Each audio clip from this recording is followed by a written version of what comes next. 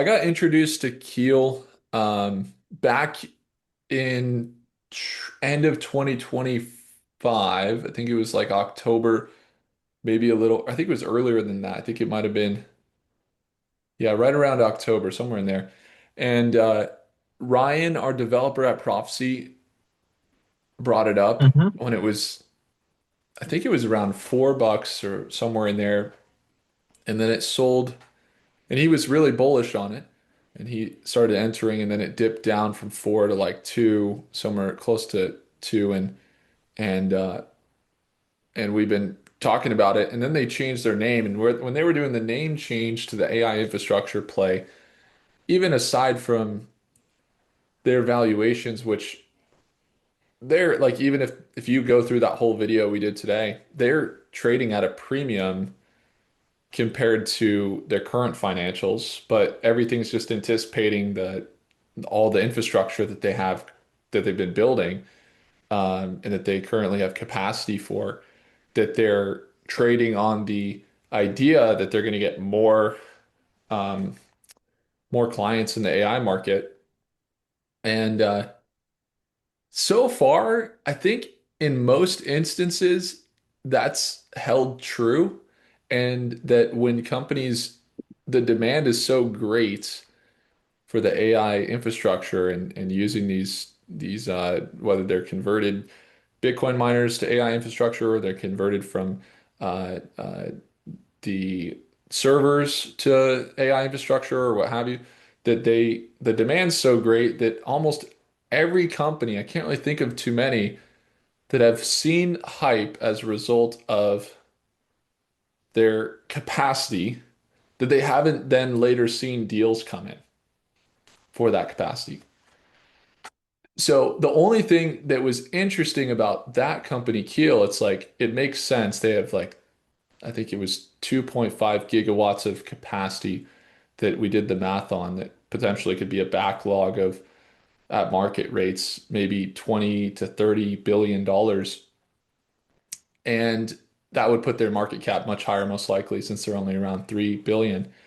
But what was really interesting that we kind of came up with a thought of during that analysis, because there's photonics companies, there's a lot of individual companies that make these companies grow. But specifically, like with Keel, it was looking at how those like other data center companies and other companies, seem to have a lot better website, and that you can book and buy service or apply or get your contact through the sites.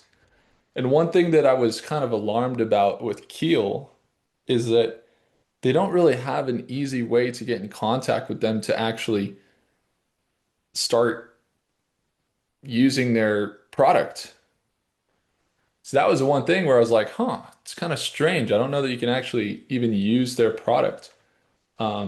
Most other companies like NBIS or APLD or IREN, it's like you go to their site and they say apply, or apply, or they say contact us.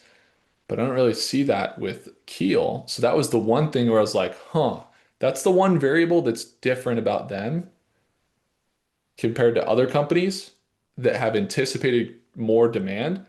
So the other companies always have this front facing, like, contact us for AI compute, whereas they don't have that. And so I was like, that's kind of strange. What are your thoughts, Sid, after seeing Keel? So like me more like tech wise, Yeah. I didn't understand the financials. I didn't see it completely. So like all the companies that are like were miners and converting to data center now. So all of them they were like super optimized for like energy efficiency.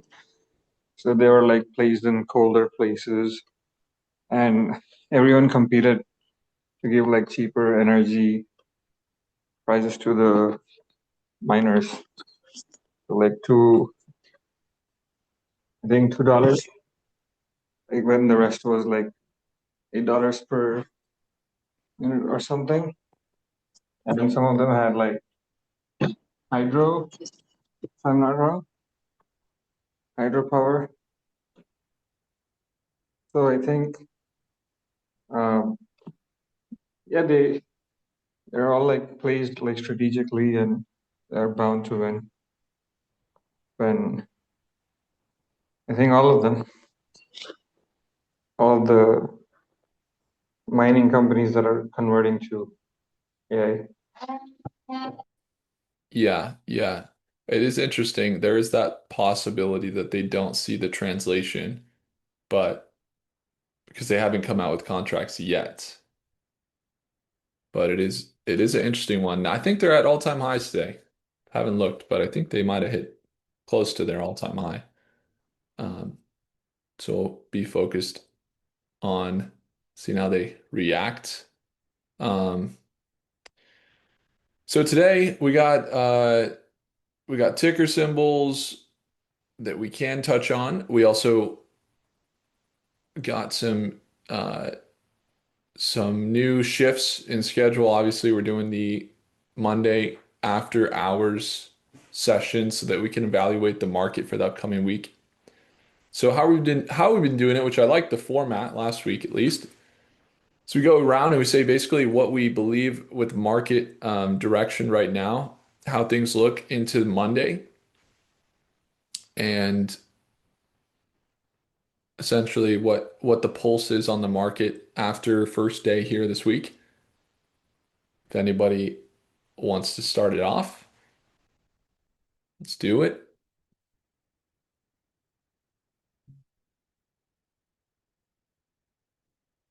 Good to see Rich here. Good to see David. I think it's just going to be choppy for a while. A lot of people think it's going to go up a lot, but I think there's been so much gains and stuff this year. It's been, they used to say, go to sleep in May or whatever, that type of thing. But I think it's gonna be choppy. I think there's gonna be some big moves in different things.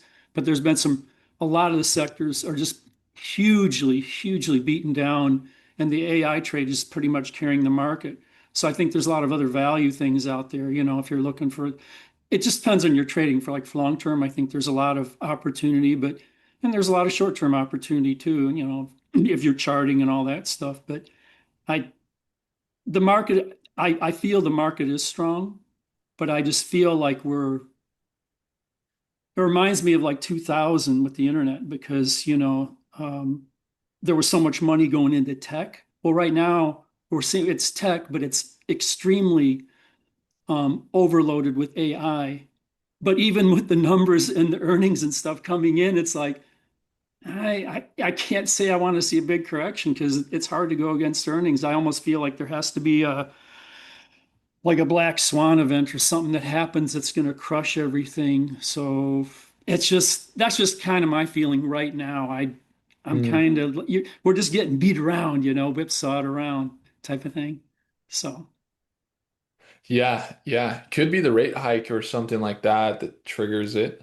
Um,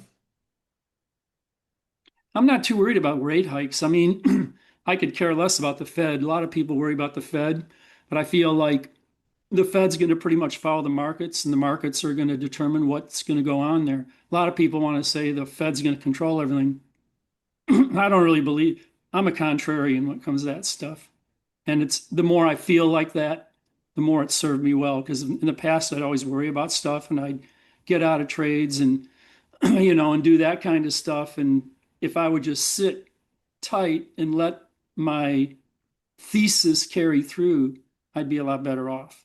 So to me, I've been more successful just cutting through the muck, not worrying about the day-to-day stuff because you'll just trade yourself. You'll spend so much time trading yourself out of good positions, you won't ever get anywhere. That's just been my experience. yeah, yeah. Got it. So then sentiment, you're thinking things are a little choppy, but markets are strong because the earnings actually back up some of the poor end, but you're saying there's Well, yeah, I some mean, undervalued plays. the only thing I could see that would be really, really big is if you had a bunch of your big, like right now if you have like any of your Magnificent Seven, you get your like let's just say you have Meta or Nvidia, or any of those companies, Google, if this next earnings report, if they start coming out and they start saying, you know what, we're going to stop with all of the, all of the CapEx stuff and all that. Well, their stock by doing that, their stock's going to probably go up. Magnificent Seven will probably go up because there's more going to be going to their bottom line. They're not going to have to start borrowing money to pay for all their CapEx. Well, if that's going to happen, then what's going to happen to all these other companies that are gearing up for AI? And they're like, wait a minute, if these guys are cutting back, what's going to happen to us? Well, kabosh, you know. So to me, it could be a cycle thing, but I'm not selling. I'm not getting out of my long-term positions because I'm worried about that. I'm still sticking to them, but I'm just thinking if there's something over the thing where if they came out with an announcement a week for if the president of the CEO of NVIDIA came out and said, you know what, we were wrong on all this capex, or we found out that we've come up with this new technology where we don't need so much data center stuff and all this, Yeah. all this nuclear, all this other junk would just, to me that'd be a black swan event. Then you'd Mm. start delving into other things, with you'd cycle into other things. But my portfolio is so positioned, even though it's diverse. I have a very concentration of AI stuff, and Yeah. so anyway, That gave me a thought there where it's like similar with the space tech market potentially, where you have more reality checks on the revenues. Um, and there's been such a like you look at the inflows into AI, it's been huge, obviously, but there's been such a massive inflow as well. I mean, they've been kind of choppy in selling off the last, well, since the SpaceX IPO, but just a huge inflow into space tech as well. And if there was if there was a repricing in on any of that market, then my thought would be that there'd still be room to run in the AI markets and that people would allocate over there and they could even cycle further. But I yeah, do agree with you that there isn't like it's really interesting how also I mean maybe you guys have seen something different, but from my experience it's like whatever Trump is saying is going to happen in the markets seems to like take place. It's like it's scary. Like he's like this is gonna happen or the market's gonna go up now after this, and then the markets just go up, and then it's like we might see corrections because of this, or this is gonna make oil more expensive, which are people in the US that have oil are gonna be probably happy, but it's gonna be hard, and then oil prices just rocket. It's like it's kind of interesting on that side of things too. I don't know how you guys feel about that listening in on the Trump narrative.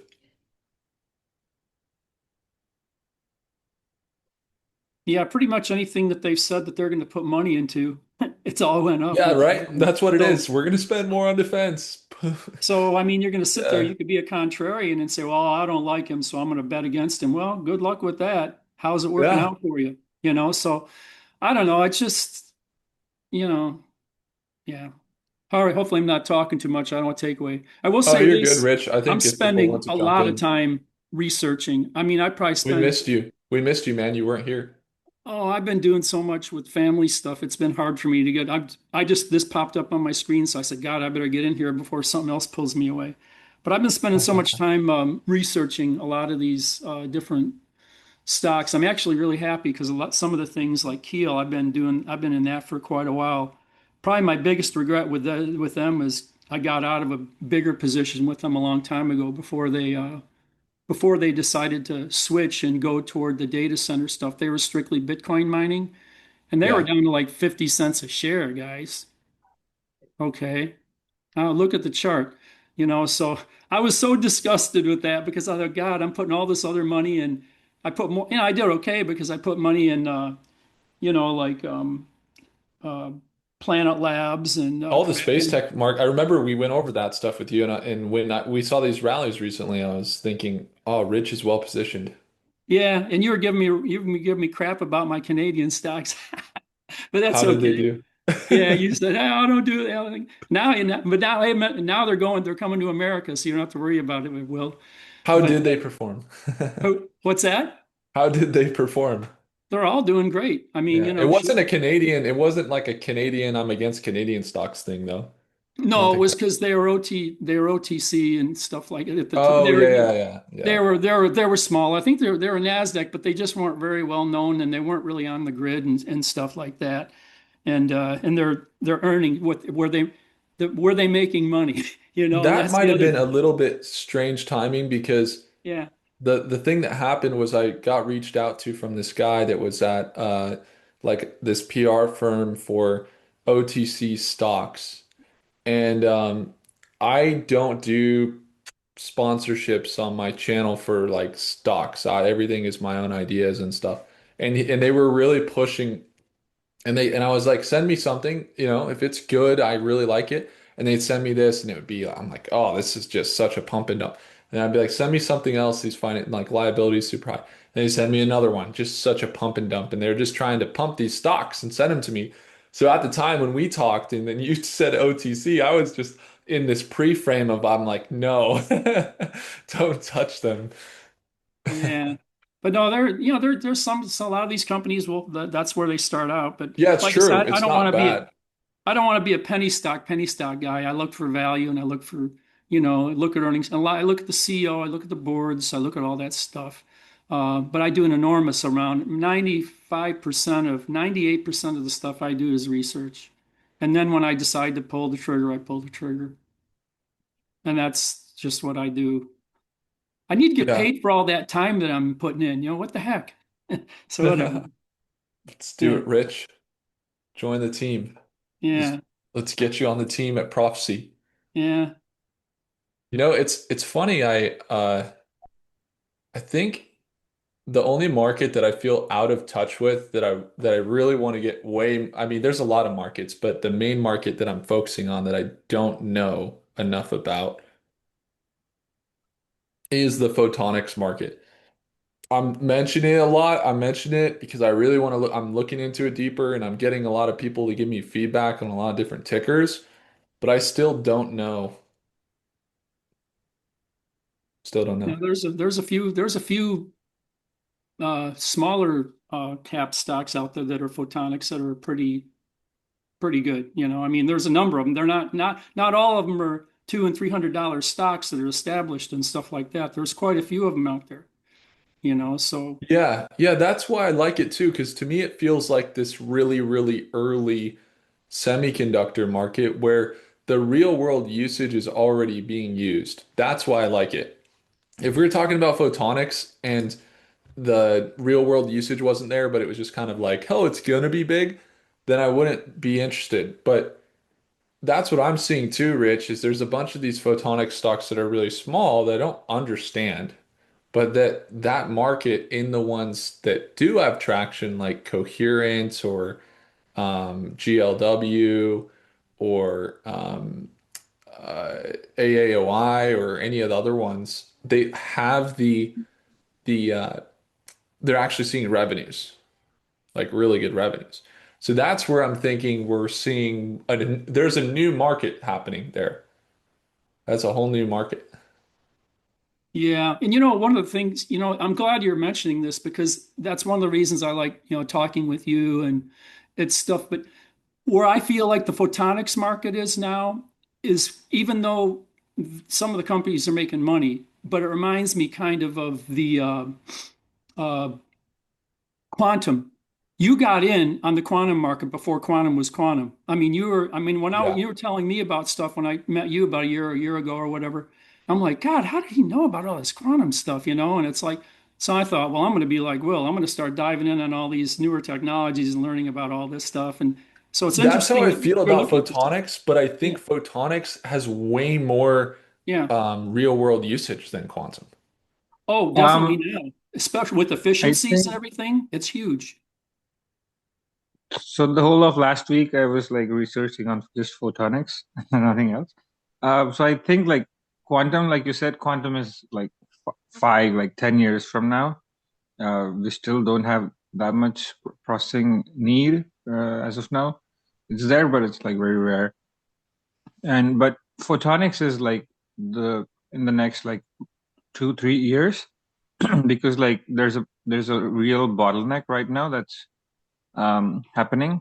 So now just like imagine how like everyone shifted from copper to broadband. So like that, like all the data centers, like every single one who wants to use the latest and the greatest chips have to like change their whole wiring to towards photonics. So I think that's like a really, really huge market like in the next 2 or 3 years. So Yeah. from from what I've seen is yeah, this is and like all of them have to like move up because even the chips currently that are there have a huge bottleneck problem of transferring the data and basically also the heat problem with all the super processing clock speeds of all the processors. So shifting to photonics solves the heat problem and it also solves the bottleneck. So everyone has to like do it.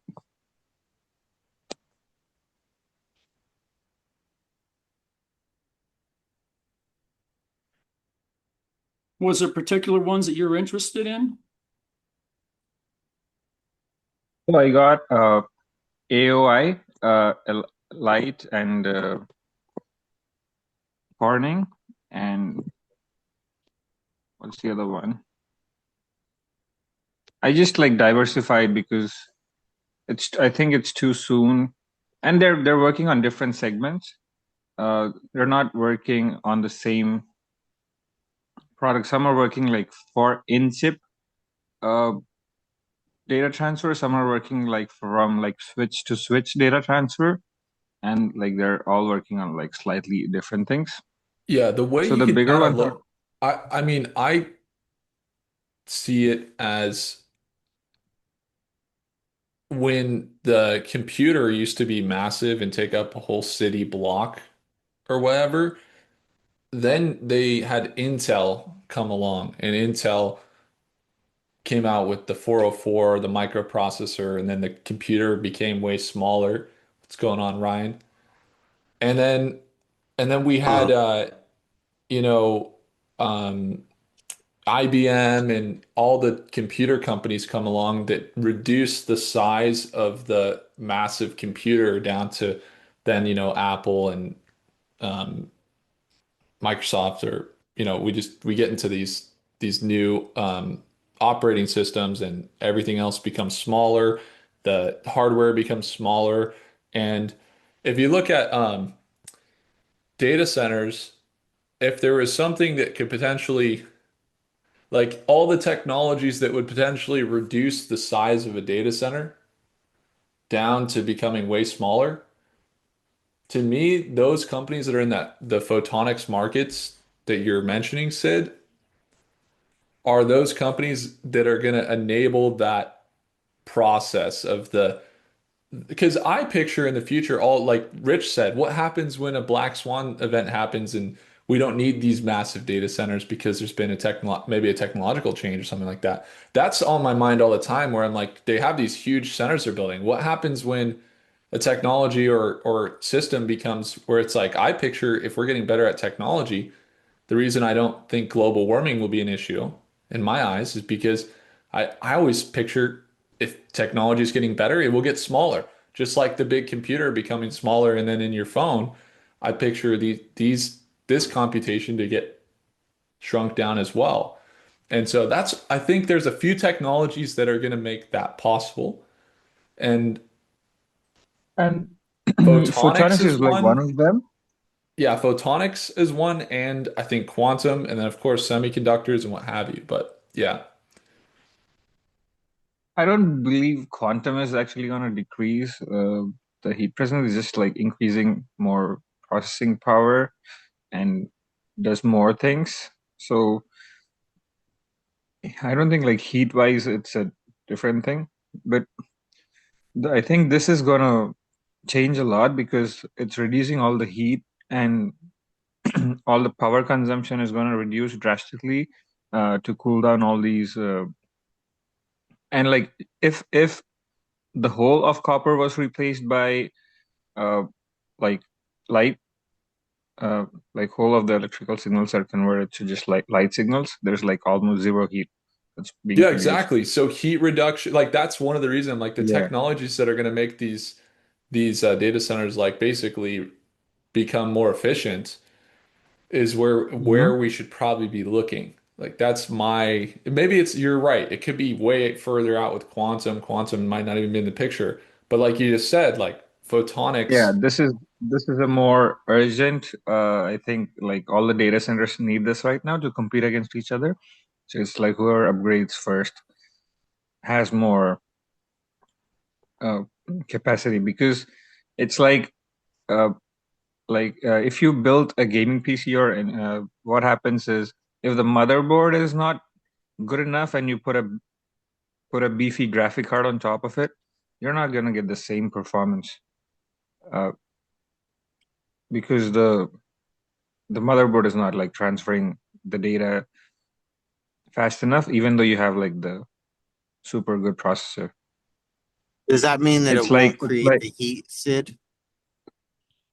yeah, no, so the heat is being produced because of the electricity in the coppers that are being transmitted inside even the motherboard or like any of the components. So now they want to replace all that with light to make it faster, and uh, so there's no heat generated in the process of this, I was and they asking plan to to what like you said about the chip card and the motherboard and everything. That in theory, would that mean that the computer in that scenario wouldn't work as hard, so it wouldn't create as much heat? yeah. So what happens is so basically what happens is if you have a good graphic card and the data lines are slow, it generates more heat, and just because even if you run it at capacity, there's not it's like traffic, it's like traffic jam. Uh, and the traffic jam is causing the delay. It's like having a super good car, but driving it only uh, in like complete traffic jam, and like you want to take it out on a track or something like when you have a sports car, right? So like all these people are now gonna try to get uh, the best performance out of the chip.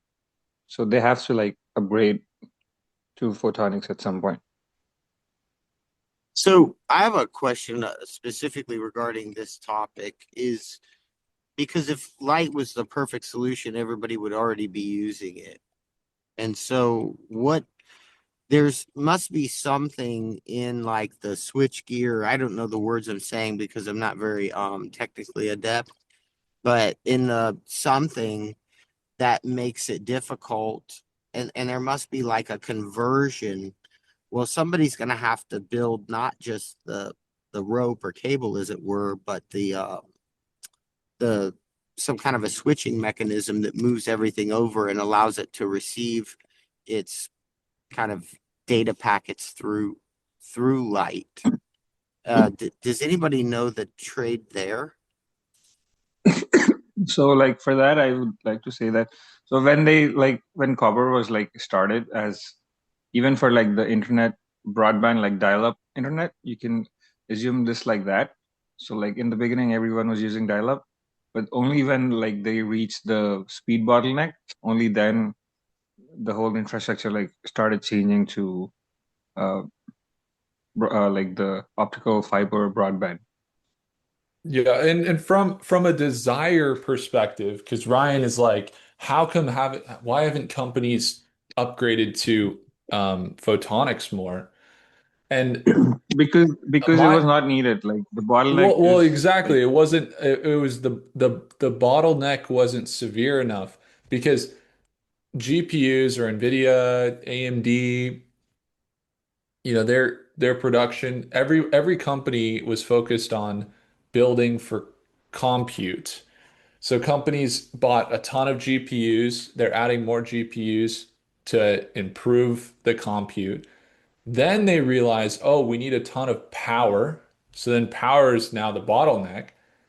So utilities, power generation companies, all those stocks are doing better, and they just have been ripping. Then you got networking, which NVIDIA is focusing on, which is also a bottleneck. But the big thing that it is more expensive. It is a little bit harder to manufacture and a little harder to integrate to because you got to kind of do it when you're building the data center, or it's not always super easy to integrate. But photonics basically become critical when moving the electrical signals because when what they have now is consuming so much power, now they're saying, hey, this is consuming tremendous amounts of power. It's creating too much latency, and that it would be ridiculous how big of these data centers we have to build. So either they continue to build massively, or they can either save but also have the latest technology. And so basically, NVIDIA and a lot of other companies are saying all AI factories that are getting built like from here on out, um, they're using optical network and they're using photonics. And that's why we see a lot of the demand so great. So it's not right this second, but maybe it's mostly like what we were saying, like 2 to 3 or 5 years that um, photonics will probably see the biggest demand because it's an efficiency play and it's a power saving play and it's a is it is it something they urgently is urgently important right this second? Not always for some of the companies, but is it important and not so urgent, but is going to be monumental in the efficiency? Yes, and It'll that's be why it's a big. good market, I It'll be think. I big. would like to add something Yeah. to what Will is saying. I think it's more like in layman terms, like it's like everyone has built a city, but no one has like yet built the freeway system. Only like now that the traffic is like building up to a point, now they're considering building a freeway is a better option instead of building a separate new city elsewhere, sort Yeah, of. and some of them they're still building cities, so they're like, we might as well just build the highway now Yeah. and get ready for it now, basically. Yeah, well, you guys got to understand, there's precedent for a lot of this stuff. If you do some reading and stuff, in the history, when they built out all the railroads, they did all that massive expansion in the 1800s, 1900s. Look at all the railroads that went out of business. They laid all the track, but yet they built all this thing, and then, as time went on, uh, A they newer technology came, the well, plane. they had the technology, but yet they built so much. These cities weren't big enough to take on all of this, but so they lost cash. Look at a company like Cisco. Okay, they built huge market cap throughout the 90s and in 2000. It took them like 20 some years before they got back up to where they were. But everyone bought so much Cisco and stuff like that, all of their, all their, different devices and everything. It's like, holy crap. And they thought, oh, this guy, Cisco's going to be, $1 trillion company back then and all that, all this kind of stuff. But it's just like it got built out so fast. It's like, and then with the internet going down and stuff, it's like, God, we got so much inventory, we got more stuff. What happens to the stock? It just goes down. And Yeah. I'm almost thinking with the photonics and stuff like that, you're going to get rid of you're going to get rid of a very high percentage of the heat. So you're going to have companies like VRT and some of these other ones that probably won't be as good because if people are using photonics, you're not going to need all that cooling and all this other stuff. And you're not going to Yeah. need to generate Yeah. as much, you're not going to have to build as much infrastructure as all this stuff's coming on. So what I'm doing with me, I'm looking at, there's two companies I'm invested in, and I'm probably looking at adding more. One's Poet and another one's OPTX. But they're both big into photonics and stuff like that. And there's a whole bunch of other ones, guys. OPTX? OTPX, Uh, OPTX is one of them, yeah, that I've been OPTX. dealing with, yeah. But I just threw a couple out. I know sometimes people like to throw stuff out there, and I'm not saying you got to get this. This is what I'm looking at, okay? But and what some things I'm investing in. But it's just I'm looking at this and I'm thinking, this is it reminds me. I think it's gonna be better than quantum because it's going to be able to be used so much quicker than quantum. Right, Because right. these guys they want to save money. They don't want to spend more money on heating, cooling, and all this other stuff. Well, And you not to got me mention the thinking too. efficiency. You got me thinking, what if, well, photonics seems like it is that next um, vehicle, but what if photonics is the railroad and then you got the cities are the data centers? So it's like you have a lot of people anticipating there's going to be crazy traffic and then traffic's not as big with the data centers. I don't see that though. I see like we've discovered new land and the population's large and we're just getting started in the AI infrastructure market. That's how I see it. Um, So for this, I'd like to Yeah, it add feels like something. a So lot of like, ground would have to be covered because we're only adding complexity to the layers of compute. So it does feel like we'd have to make up a lot of ground before we're there. with the photonics being integrated, you mean? Yeah. Yeah. That's interesting. I definitely am leaning towards I'm leaning towards the fact that every time there's some new component, like liquid cooling, for example, there's there's a new growth market that emerges, and those companies usually, if Nvidia is smart, if these, I mean, they could be wrong, of course, there could be just exponential growth curve. But usually, if you're seeing big revenues like you are in the photonics market, there is like substantial proof or evidence that it's going to have a great ROI, which is why they're investing in it. Because like if we were talking about this photonics market and there wasn't revenues, then I would be looking at it a little more skeptical than right now seeing the, I mean, there's no stopping in what I'm seeing on the demand side. It's just going up and up and up. Haven't seen any like tabletops for, really. for this, I would like to add, like, basically, Jensen Huang, he made a statement in one of his presentations about photonics. Uh, Basically, he was talking about how it's a bottleneck, and that's the next thing that has to be done to like see a significant leap in performance.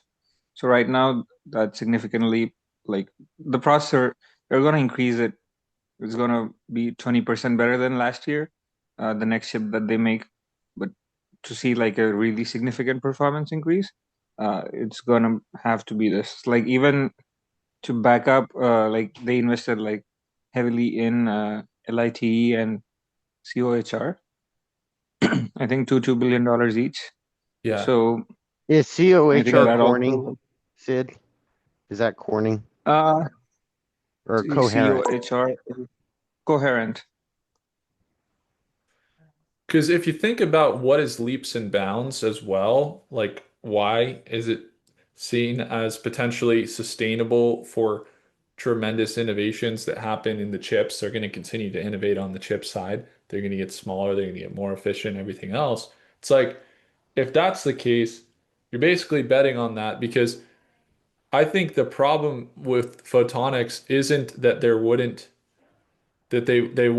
enable that growth. Their lights they're transferring data using light. I mean, we're getting to like some pinnacle technology type stuff. Yeah. So so they're like we're talking about not copper, not a material, transferring data through light. This is like totally like dramatically better. It's not like we're Isn't it switching to 100 times or something, or 1,000 times Well, it's a faster? lot. It's a lot. In fact, one the big reason my thesis on how I'm looking at this, I remember, like I say, during the internet craze, when they were going from like cable internet to fiber internet, you're going Yeah, from you like don't think it's going to be that different, but it was a massive you change. go from like 10 to 35, Mbps to 100 to 1,000 Mbps. I mean, it's huge. I mean, it's, for your upload speeds and stuff like that, download speeds, same thing, So I'm thinking in my head, okay, we're talking going, going to light or however you want to say it. You're going from something hardwired that generates heat to something that's going to generate a lot less heat and be a lot quicker, So that's just kind of how I'm Well, yeah, seeing it, you know. the problem then becomes most likely it is the problem isn't whether it's going to perform really well. The problem is there going to be because it's efficient, is there going to be I enough think demand for that market that they're going to the it doesn't get so efficient that it becomes tapped out very M- quickly Might I because chime in here with a comment specifically regarding this? yeah, go in, Ryan. The greatest beneficiary, and it's going to happen, right?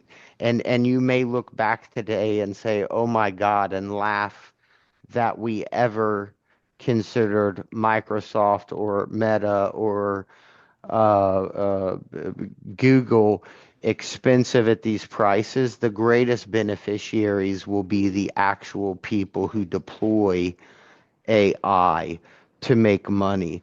As those things become this efficient and this streamlined, their ability to bolster productivity will, Amazon, whatever, right? So maybe the data center itself, you know, uh, kind of becomes a little less sexy. The what it is that AI can accomplish, Becomes the magic. it's transitional, like massive. Yeah. Yeah. Yeah. Well, they're more efficient and they can make more money. They're not going to have to spend as much Yeah. to do what they're doing. That's a really good point. But my thing is too, I'm thinking of some of these big companies that are locked into these data centers that got like long-term contracts, 10, 15-year contracts or whatever, for however many megawatts that they're putting out. And then you have these other data centers or how much they're taking in from the energy companies. Then you have the data centers that are selling, what they're doing and all that. So you're locked into everyone's locked into these contracts. I'm like, gosh, they're locked in at this high thing. But if they come out with something that's a lot cheaper, it's like, oh my gosh, Yeah. I know all Yeah. these people, see what I'm saying? Yeah, So yeah, yeah, yeah. That's the thing that I was thinking. I was thinking maybe quantum would be the thing that knocks that out of the park, and it's like, oh, things are. It's not quantum. Quantum's way too far away. But it could be. It could be the photonics. And the other thing to think about there is the companies that are going to have the like Ryan said, the use case that is the beneficiary of the lightning fast of the because if you think about in terms of like it's like when the new iPhone or the new MacBook came out. Once I got the new MacBook for 2022, something like that, I'm set and I can do anything that I need to do. I never run into any lag at all in my workflow. Everything's so fast.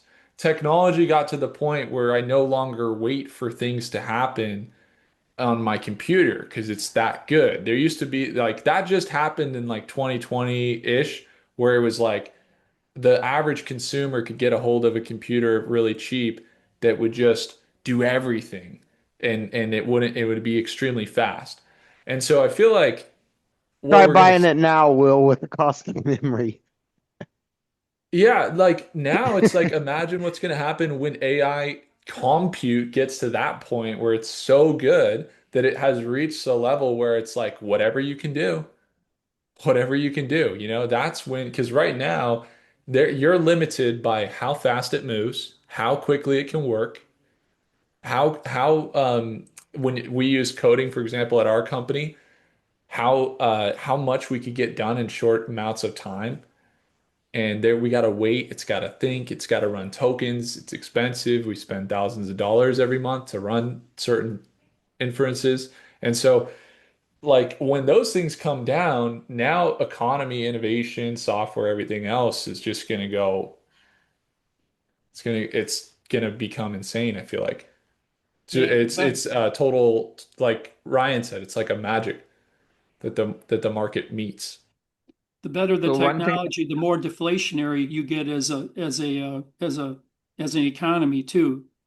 Technology up, deflation, That's what Elon says. So phenomenal. Elon thinks Yeah, we're gonna get deflationary as a result of this. yeah. I would like to add something. So it's called the Tupperware problem. Like Tupperware built uh, such good things that it ran out of business. So like Cisco is also like Yeah, similar. They solve the problem, and the problem is so efficient you don't need to solve it again.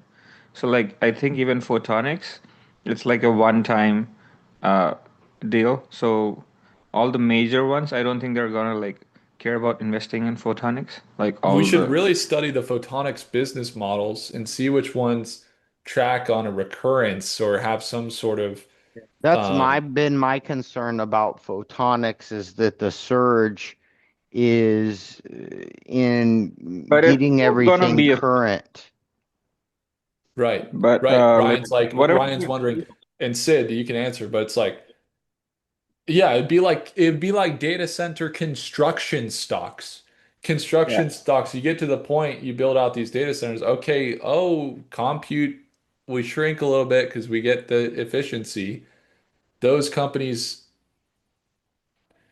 maybe they don't have that revenue as much anymore. So, but yeah, but continue, Sid. So it's like switching to broadband from like dial-up. Uh, you don't need to like even think about switching from broadband like ever, I guess. Like it could handle speeds up to like giga, like it's already at like Gbps. I don't know what's the next one. So like when it comes to that, you don't have to change the cables in most cases.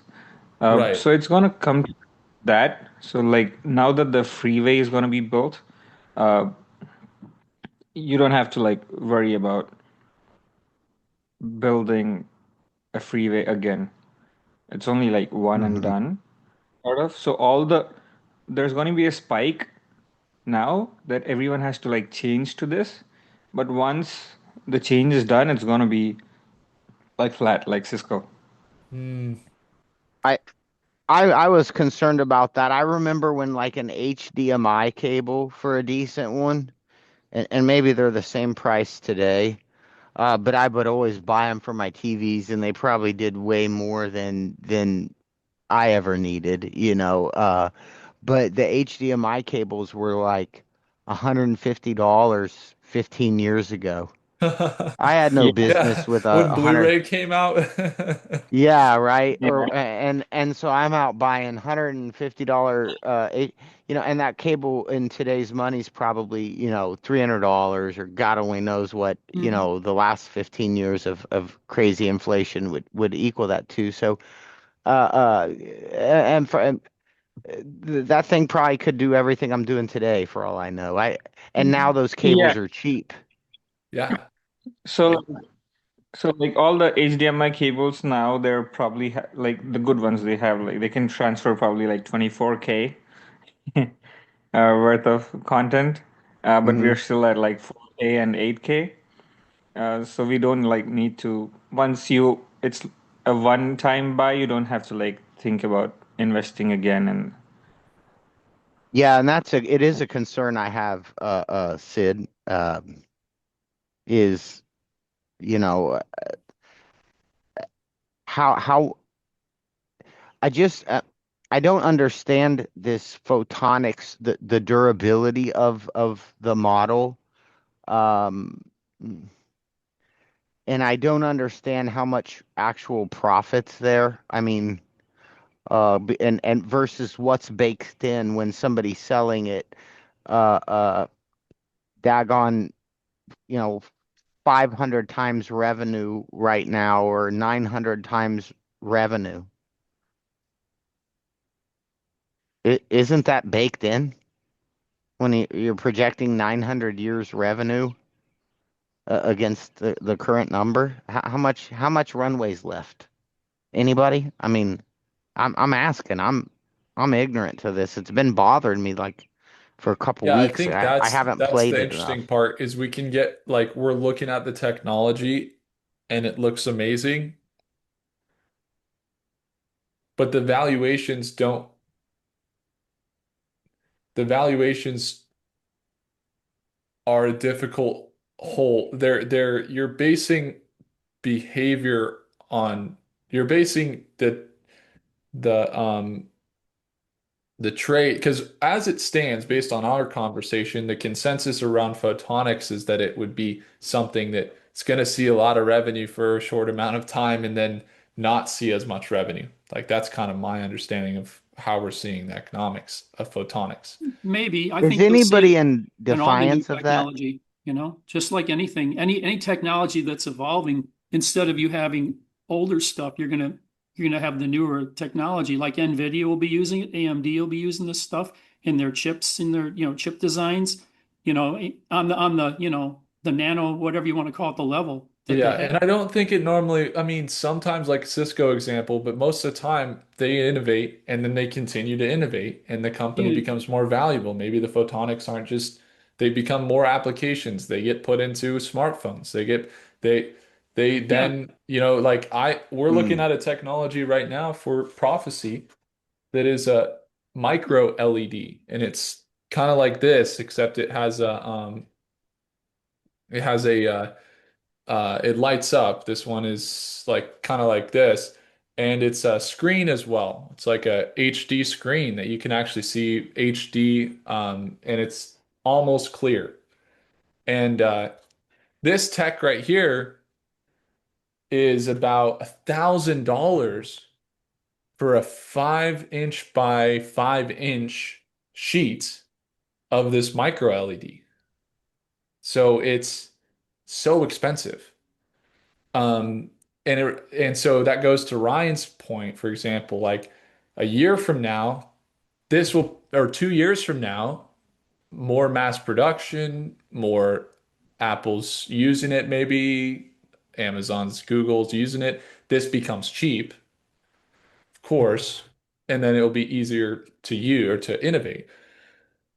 Um, but on It's your point, though, uh, on your point, Rich, about the innovation is that we don't know that it's going to be like Sid, they're going to use it and then we're no longer going to touch photonics.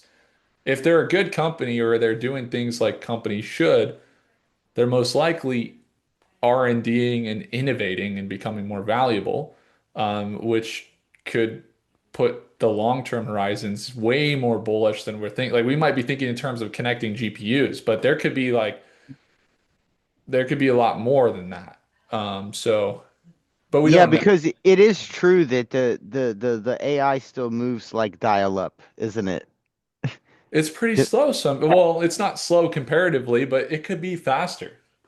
Yeah, and so it's like it may be that there's a massive runway here. You take a group like Coherent or Poet or whatever, I don't know, but I'm just saying this. And if these people work with the actual chip designers, that information somehow moves faster even on the circuit board itself. Who knows? Yeah. Yeah, my thought to that is like when I get to a point where I'm using our AI for our company or Prophecy, for example, or anything else, if it's lightning fast on demand that quick, um, then wait a few months, and then the market's saturated. Or something, Does you know, because anybody like, have like a play or an evaluation on the photonics? Do we have a predicted future budgets or values? I mean, is there anything with this? Because we all are staring at it, right? right. And it's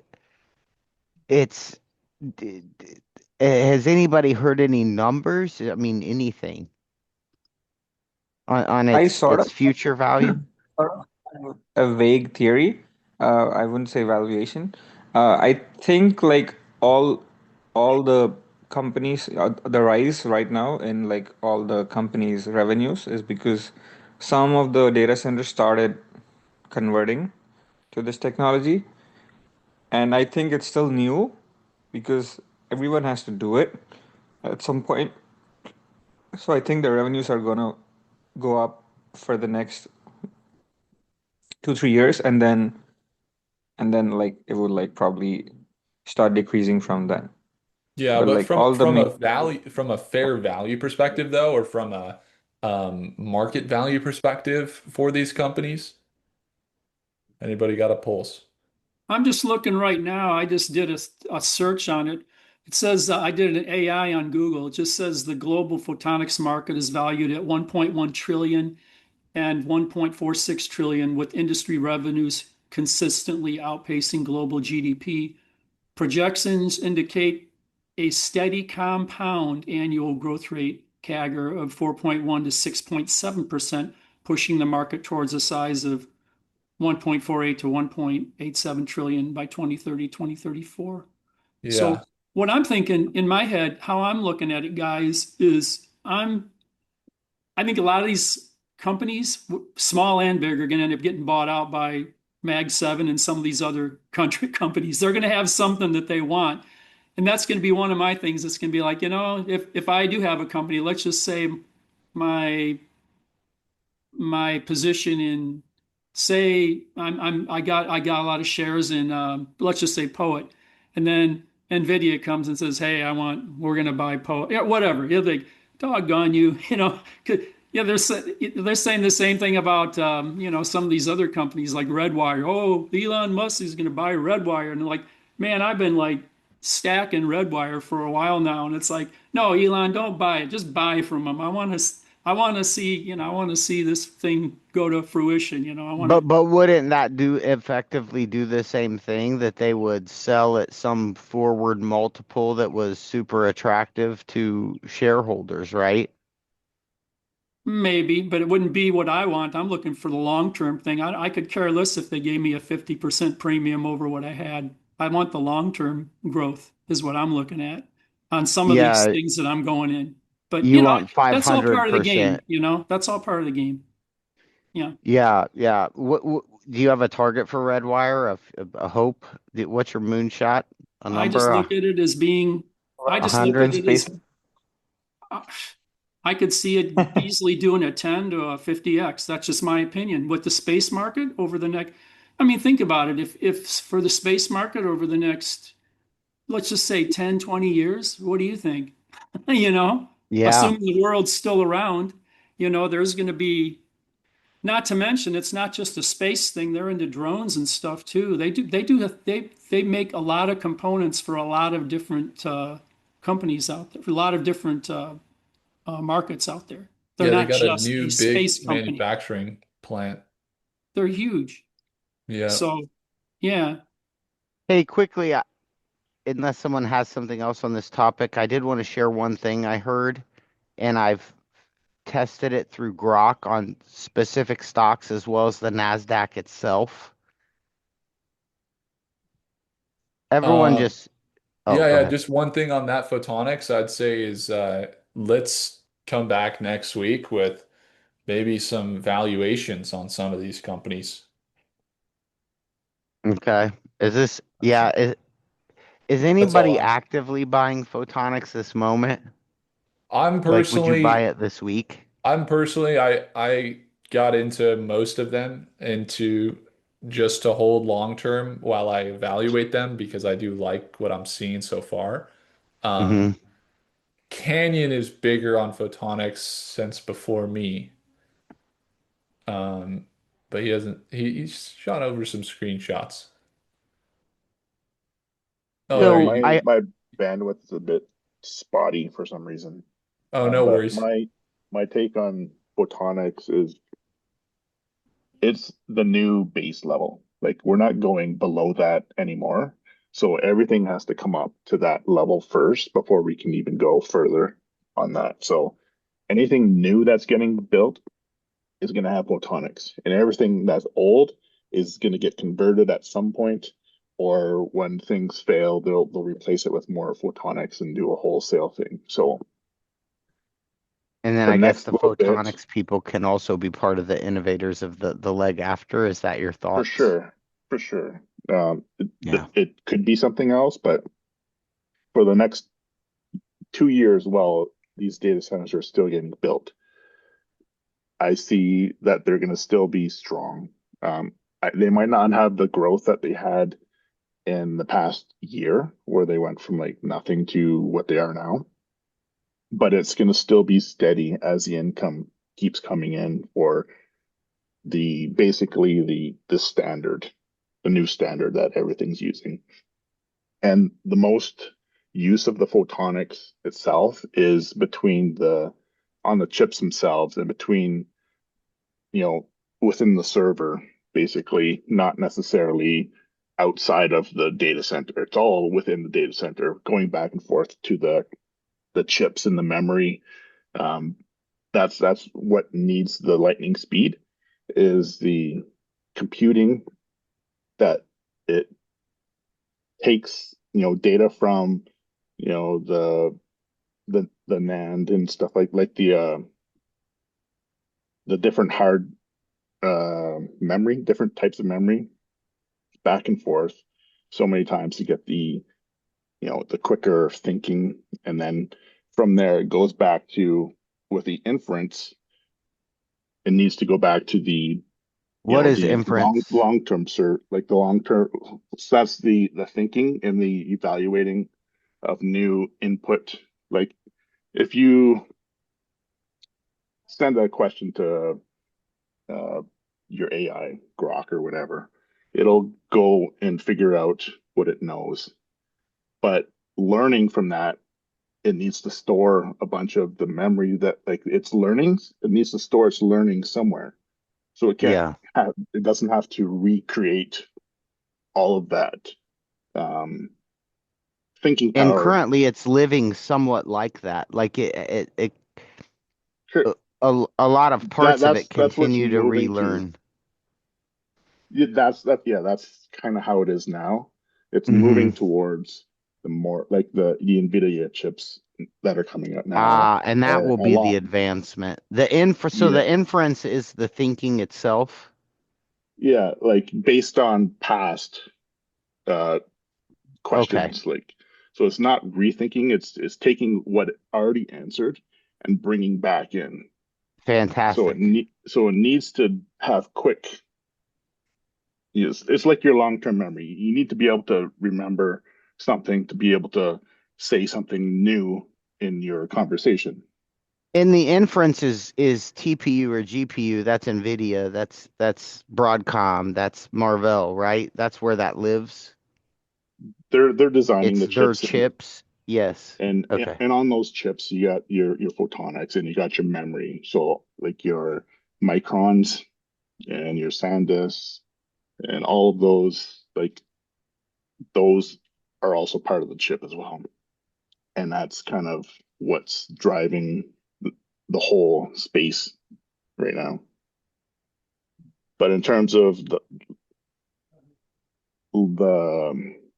photonics, I think it'll continue as it is going forward. Maybe not as hot as it was. There might be spikes of it when something comes out, they create a new shop or something and they're able to output a lot more and then they get a whole bunch more income for a short period of time or whatever. But at some point it will slow down, but I don't think it'll ever go away. I would love to see a comparison of them running. Like, I'm gonna have to do some research in just technological output in running um, one inference here, one inference here, and side by side, same problem being run with the photonics versus the other problem without photonics. Just because we see the speed and everything else, like what the studies are coming out, but we should see actually too side by side the difference. That was something with AMD that it really like they acquired a smaller software company just because they sped up the inference. So the moment you have inference being way faster because of a certain component or technology, that's usually when you see a lot of investment into it. And that is there's got to be smaller scale tests that are being produced. Otherwise, um, we wouldn't see Mag 7 investing directly into this already. So who's the winner if this is actually probably the best question I've ever asked on here. I'm dead serious. Who's the winner if the data center gets more compute per hour? Like when we see these numbers, like they've leased this data center for this period of time to this person. And what happens is it can do the calculations faster, making that data center available for new compute, Right. Can right? do So more instead jobs. of this being a 1 minute calculation, it is a 5 second calculation. Who's the winner there? Is it the data center? Do they win more? Or their lease is for the structure and the power infrastructure? Or is it Meta or I think there's a Amazon lot of or winners, but I think that the biggest winner, it's maybe the underlying technology will be massive for sure. Those companies will do amazing.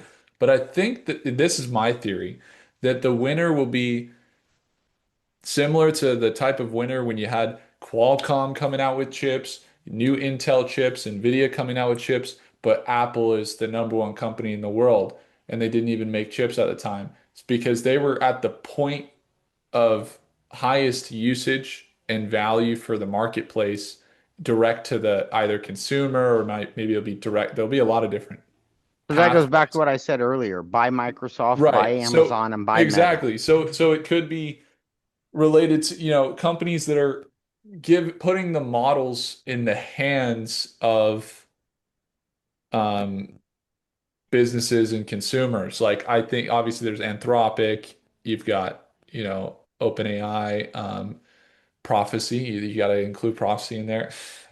Um, just companies that are making that super fast ability be effective for the end user. I feel like that company will probably, if they capture value well, kind of depends on how they capture value, but that's going to be your top players. So you're probably Anthropic, your Claudes, but all those companies, like SpaceX, XAI, for example, they IPO, the valuations go insane. They'll probably tank. They're going to have a lot of volatility, but yeah, they're the long play big winners, I feel like. The companies that put it in the hands of us to use. Yeah, that's think how it has to happen. Um, it's kind of like the photonics and the data centers are the middlemen. And each time you go down the middleman, someone takes a bit of a chunk. And by the time you get to Google, it has to be more profitable for them to use everything in order to, you know, get use out of this AI boom, basically. Like they wouldn't be paying other companies, you know, more than that they're receiving out of it. Like it would be no point for them to do it. It's just kind of like a cascading, waterfall that initially the big rise comes early because you have to build it. So all the people get that are involved in that early stage development and building, developing, construction, those guys get all the money first because they need to get to the end product. The end product is the biggest thing that comes out of it, and that Yeah. ends up being the Googles and the Amazons in the end. But they might not see the same boom until like 2 years after this. Yeah. And it could also be the companies that are the small, like the companies that are hitting the biggest market with the highest efficiency for the end user to make a return, to change their life, to impact them. So it could be Apple as the winner. Could be like OpenAI even wants to do hardware. You hear about these companies want to do hardware. Um, you know, there's a lot Uh, of emphasis on that. I have like something to say for this. I think depending on the company, like Apple wants to do everything by themselves because they want to have like control. But like companies like Nvidia, they don't want to do everything themselves. They just want to find partners and invest and take it from there. Even Microsoft kind of looks for partners. They're not looking to like own anything and like buy the whole company and do it themselves or like start from the ground up. So this is sort of like if like Envis, you can see when Nvidia made an investment, they went crazy and they still are relevant. And I don't think like people are saying many companies are thinking about like buying out Envis or CoreWeave or some other thing. I think they're gonna exist independently. Yeah, it's At also least kind like of like the companies that are building to get, I think it was, who was it? Was it Ryan or Canyon or Sid said the companies that are building, they'll get the money up front and then the end user makes the most. But if the companies that are building continue to build and build and build and have good ideas and continue to innovate on product, and NVIDIA continues to innovate and innovate and innovate, then they, they continue to be the top pick. So they just get the best of, or the cash flow of every It's innovation. by the Mag 10 or whatever, Right, right, and right. because I have a feeling once this stuff takes off, these dudes are gonna go nuts with revenue. And right now they're actually really cheap because they're beaten down a little because everybody's like, oh hey, this is really expensive and this and that. And one day it's gonna be laughable the influx that comes from it. I mean long-term hold, if you are on a 12-year horizon or whatever. I don't know what the number is. I'm not that bright, but some version of that. You're good, Ryan. um, Yeah. just to like add to that, have you guys seen of Nvidia Spark? There's this new chip, Nvidia Spark, I think it's the name. It's Yes. basically what Apple did in like the early 2020, like when they shifted to the M1, uh, the M1, M2, M3, M4 sort of tech. So now, like, they even Nvidia made something like that for Microsoft. So I think even that's going to be a big bump for people who want to use Microsoft laptops and stuff. Like going further, I think that's going to see a lot of revenue growth. That's a good one to note. Okay, so yeah, basically all your Mag 7, Ryan. Yeah, just wait till it tanks down, but so one There's thing I smaller heard companies though. We'll find them. We'll pick them out. That's what we do. one thing I heard, and it really worked with absolution but with caveats, because absolution is rare. Um, if you traded Micron stock, there's a guy I watch, and they talk about crypto and they talk about a bunch of stuff, and but anyway, somebody put up a study that was done, and I checked it, and it was true today. And based off this thesis I bought last night, and it worked well. Then they said, well, smart money moves in the evenings. So, maybe you don't buy on the high drive days and then you catch dips or whatever, moves after hours or something. But at the end of the day, like if I look the NASDAQ over the last year, if you bought every day at market close and sold every day at market open, you would have yielded 31%. If you would have bought every day at market open and sold at market close, you would have yielded 11%. And so most of you know, but 31 is almost 33, and 11 obviously is 3 times 33, so that's a 300% greater number of the evening move. So uh, Friday, if you look at market close at 3:30, look at what Micron did from 3:30 until Monday. Um, and I ran the some of these on Grok, but the calculation that was spit to me, the eye catcher, was if you would have bought Micron at market open every day and sold at market close every day since 2020, you would be up like 5,000%. If you would have bought it at market close and sold at market open every day, you would be up 4.5 million%. And I started back testing that with the NASDAQ as a whole. Now, specifically with the NASDAQ, over the last 12 months, the richest thing would have been to buy and get the sum of the two, the 31 percent and plus the 11%. So the buy and hold would have been richer. Um, Yeah, that's where but I'm wondering with that number that because like so let's say it's 30% versus 24%. Like NASDAQ, you make 30 and then it's 24% over the last year. And it's like how long or how that variance is.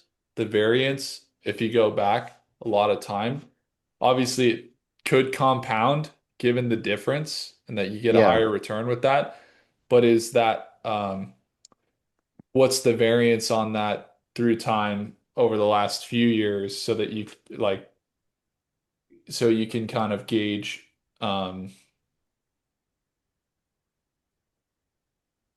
if it were to vary the other way, then the compound of that would be much different, kind of like you said with Micron. Like Micron returned like 800% or something since 1,000% 2020. in a way. it was So, like Just in like 5,000% since, well, the yeah, but number since, 5,000 if you did that strategy you said where you buy, evening, sell, market open. yeah, it was something like that, whatever it was, but it was 4.5 million%. It was insignificant compared to 4.5 million% Oh, yeah, yeah. of Okay. buying at market close and selling at market open. Yeah, And I would love to and see more. I would love to see more data on that. It sounds amazing because I've been looking at a lot of different, there are proven alpha movements that we see in the market. That's yeah, why I and always trade market opens. And so like there but are, and you're right, Will, to buy the dip, right? Like you like buying those yeah, dips, I always and look you've for the learned dips that's at market true. open. Yeah. You might only rebound to where it was pre-market. I mean, that's something to be cognizant of, right? And Yeah, so ideally it's high pre-market and then it sells. yeah, Yeah. but that's really what they were saying is the numbers were just immensely different. And there's this guy I watch just specifically in the memory space, and he studies only memory all the time. The major four memory guys, that's all he studies, and or What's it's his all I name? ever. Do you know? I could look it up real quick. I watch a lot of his. Yeah, we'll look it up for because next week I want to go deeper on the valuations of the photonics. I want to look at the notes for this call and then bring together some some action plans. Ryan, you think that that strategy works only for Micron, or is it like towards like all the stocks, like all the tech stocks? Well, when I ran it, I just ran it on the NASDAQ, and it was, I'm sorry, I am currently looking up my history to get you the name of this guy. Uh, but when I ran it on the NASDAQ, and you could did this, I did it through Grok. Uh, it was true as well. For the NASDAQ. So if it was only Micron, it so happened to be that the outperformance was like 300% this year or whatever. So Kevin Garrity is his name, at Got it. Kevin I think dot that Garrity, Gerrity.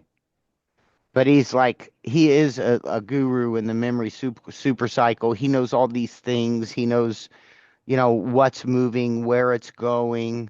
Um, he's like, hey, here's these concerns with Micron because SanDisk is going from DRAM, and these people are talking about being able to Guys, use welcome back. SRAM for some substitutive, things and this and that. And he's pretty much calling it out pretty good. It's been, all the things that he was able to say, uh, it's lived. Now, it's easy to look smart if you're a bull and you're talking memory right now. Uh, that's not the guy that talked about the 4.5 million%. Will, if you want, I could text that video to you. Yeah, do it. Yeah. That's really cool. I'm looking for more.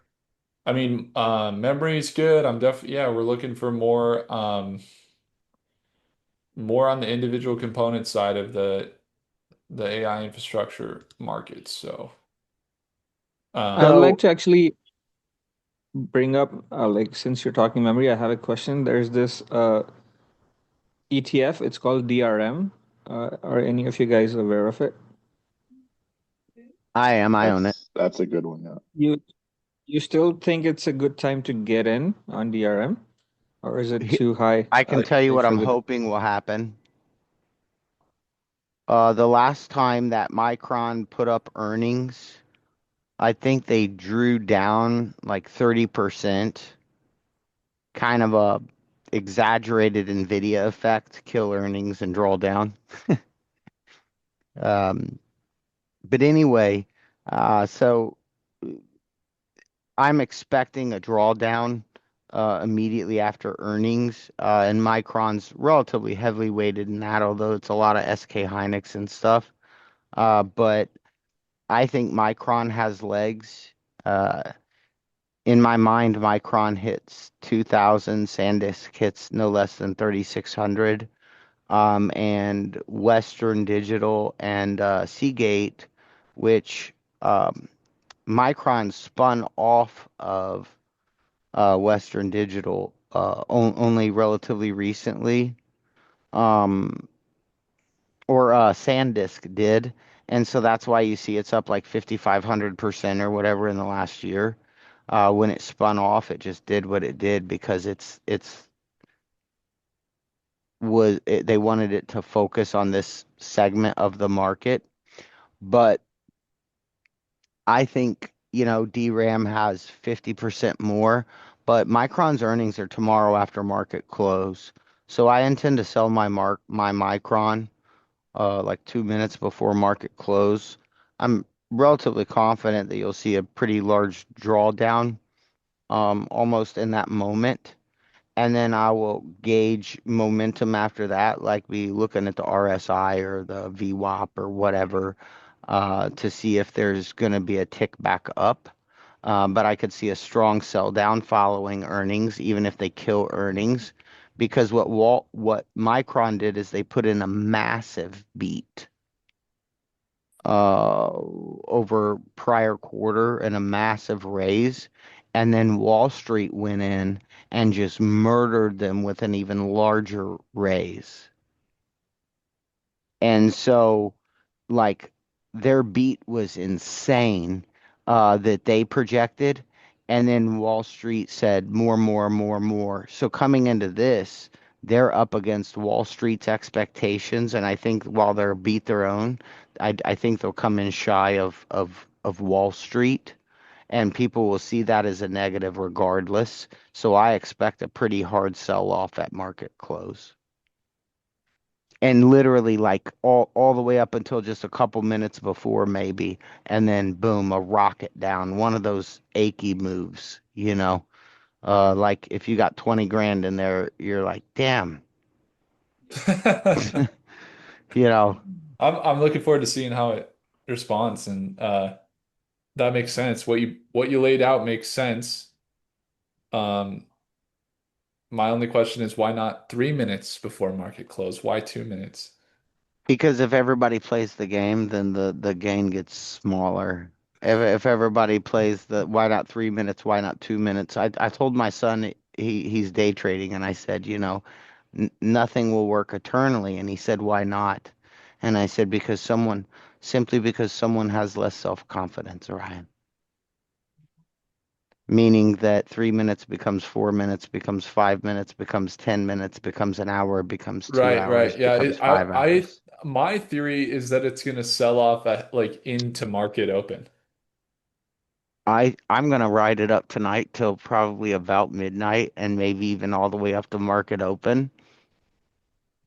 But let's see. Well, yeah, into market into their earnings after hours. But Sid, Um, if you look at It's Micron alone at Wednesday what though. they're doing after, or oh, yeah, it's it's Wednesday. Wednesday. He's Wednesday. Yeah, Canyon says don't it's don't do Wednesday. it the wrong day. Yeah, yeah, yeah, yeah. So I'm still riding it up and I'm in Micron long. And when I see Micron crash, um, I do see Sid.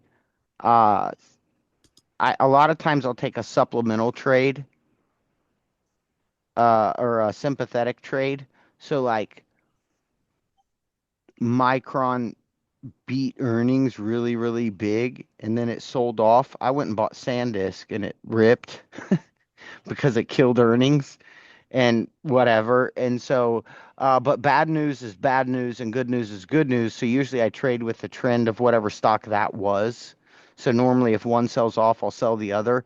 So I could very, very easily seeing all the major memory players selling off at the same time as I'm anticipating Micron will in a massive take profit opportunity. That's I like that's the psychology there. That's a nice one. yeah, yeah, because really aren't we just buying and selling feelings on here?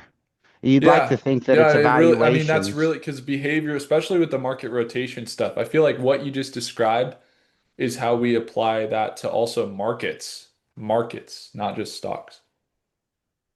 Similar, like we talked about that last week, actually. I'll have to get that. We had a whole conversation yesterday or last week where Judd broke down his philosophy on market rotations and when he sells stocks at certain times on rotations of markets, and it was pretty good. It was like validating for a lot of that conversation. But and I've very been similar to what you guilty of just it said. myself. Selling on emotion. Like I'm always afraid that there's some news that happened that I missed. Right. Is anybody terrified today on the drawdown? It I'm not rocketed up terrified. all night though. I just want to say confirming the overnight theory. But at least Micron did. Rocketed up all night long. Yep, yep, yep. Yeah, I'm gonna be It's a 9% increase since day. Overnight yesterday. Yeah, and then look at it what it did today, and then look at it as soon as after hours hit today. I I noticed two stocks. Just I glanced in on them because I'm in a couple longs for for being in a quick long like trade. For like 10-20,000. And so it was significant to me. Yeah, it's up 1.8 after hours, Micron is. And it says today, but just know that that includes the overnight hours. Almost none of that move took place at between 8:30 and 3:30 Pacific, or I guess 7:30 to 9:30 to 4:30, New York hours. Yeah, be Almost, careful, Ryan. It's good, or I don't want to say be careful, but like document it and test that because there or talk with AI about what you're seeing and see if there's a known movement that is related to that in institutional behavior so that you I can did. If you that guy Kevin Garrity, he's okay. like, look, we had $10 billion come in and within 3 minutes of the closing bell on Micron. It sold down today, but the institutional buyer stepped in and this and that. And he talks about this all the time. He even gets into who's buying what when. And it does seem like the money moves as soon as market closes. Yeah, yeah, definitely. No, I'm just saying take that info to maybe, he's got it, your one source. Put it in because there's certain behaviors that I picked up over the last few years related to that type of stuff that are accurate. Um, like, I did, though. I went and tested it against several individual stocks, and then I tested it against the NASDAQ. yeah, And somehow, some way, I'll just tell you that every time the evenings have won. Every one I've compared, the evenings won the days. that's good. Good to So know. I'm not saying that it means the days don't have valuable because sometimes the richest thing you could have done was simply hold. Those examples existed. What I'm saying is if you get freaked out at 2 o'clock in the morning and just go sell your stock because you can't sleep at night, generally speaking, you just lost. Yeah, yeah. I think That was the that NASDAQ as definitely, a whole and like six stocks I ran. if you put yourself in that position too, it's putting yourself in that position is where it starts as well. Um, Yes. Yeah, I love it, guys. Hey, we're gonna wrap for today. We got a ton of great notes. We'll send them over here post call. Go to prophecyapp.com/transformation where some new stuff launched. I can actually show you guys here as well. Let's do it. Prophecy app. Let me share my screen here. Just a Hey, quick Will, do you review. think prophecy is the green line? The prophecy line is more accurate than the models, or is that kind of a mean Uh, revision cur of them? Or currently, um, currently the most the most accurate currently is when we plug in all of our data in with Claude. so Claude's beating the prophecy line as well? Claude has been the most accurate across all time frames that we've seen. Okay. Um, and Are very, we very, working with prophecy to try to refine, like, let's say I'm just making this up, but on average, Claude's prediction was, you said Claude is the most accurate, right? yep, yeah, yeah, we got So, but like they're from a percentages standpoint, um, like are you doing anything to say, okay, Claude's calling it three, but on average it's 0.75% short, or it's 0.75% long, or is it just that it's directionally accurate? Is that the only place yeah, that we are we're today? checking some average variance. Um, but for right now, the biggest thing we're broadening or we're starting fairly broad with the tracking, but we're able to see um, direction accuracy here, 66% on the 1 hour for Claude, and that's on 3,000, almost 400 projections. But across the board, if we go like long time frames, 60 days, for example, we've got over some of them are Gemini seems to be struggling slightly. But if we go on the last 65, no, 35,000 projections on 1 hour, 4 hour seem to be the most accurate at 62%. Um, But you four said it's hour. 65 on the day, right? Yeah, in the last, so this is the last through the ups and the downs of the market that we've seen. This is a pretty long time frame here. I can even go, I don't know if we have 180 day. The models do balance out on the longer term time frames. They've been less accurate. So that was something we talked about last week. Some of the 1 month or the 1 week time frames were slightly less accurate, but our standard, at least what we're going for, is 60% is the goal, right? We want over 60% accuracy on all models. Over the last 180 days, we're seeing average of about across all the models about 53%, with Claude right at 60% or 59% it's at. So it really varies. We had one moment where it was extremely accurate for like we were looking in the 60s, 70% across most of the models for about 40 or yeah, about 40 days. And then we had a it was after SpaceX IPO. I noticed things shifted and then we dropped down into some averages in the in much much smaller or just above about 55% to 60% accuracy on the direction, with average errors of around 1% to 2% coming within the price projection. Um, at least that's on the 1 hour and the 4 hour. So super promising, very, very good compared to the models on their own. They're doing better than the models on their own, and they're doing better than a lot of, well, hedge funds right now. But the thing is, we don't have, we're still small. Our data sets are, we have about, a couple 100,000 projections, and it's good to see, the numbers, but I think having just a little bit more time and then also deploying it with real capital with their strategy is where we're going to see the biggest kind of 10x type move, is really just making sure it can work with strategy.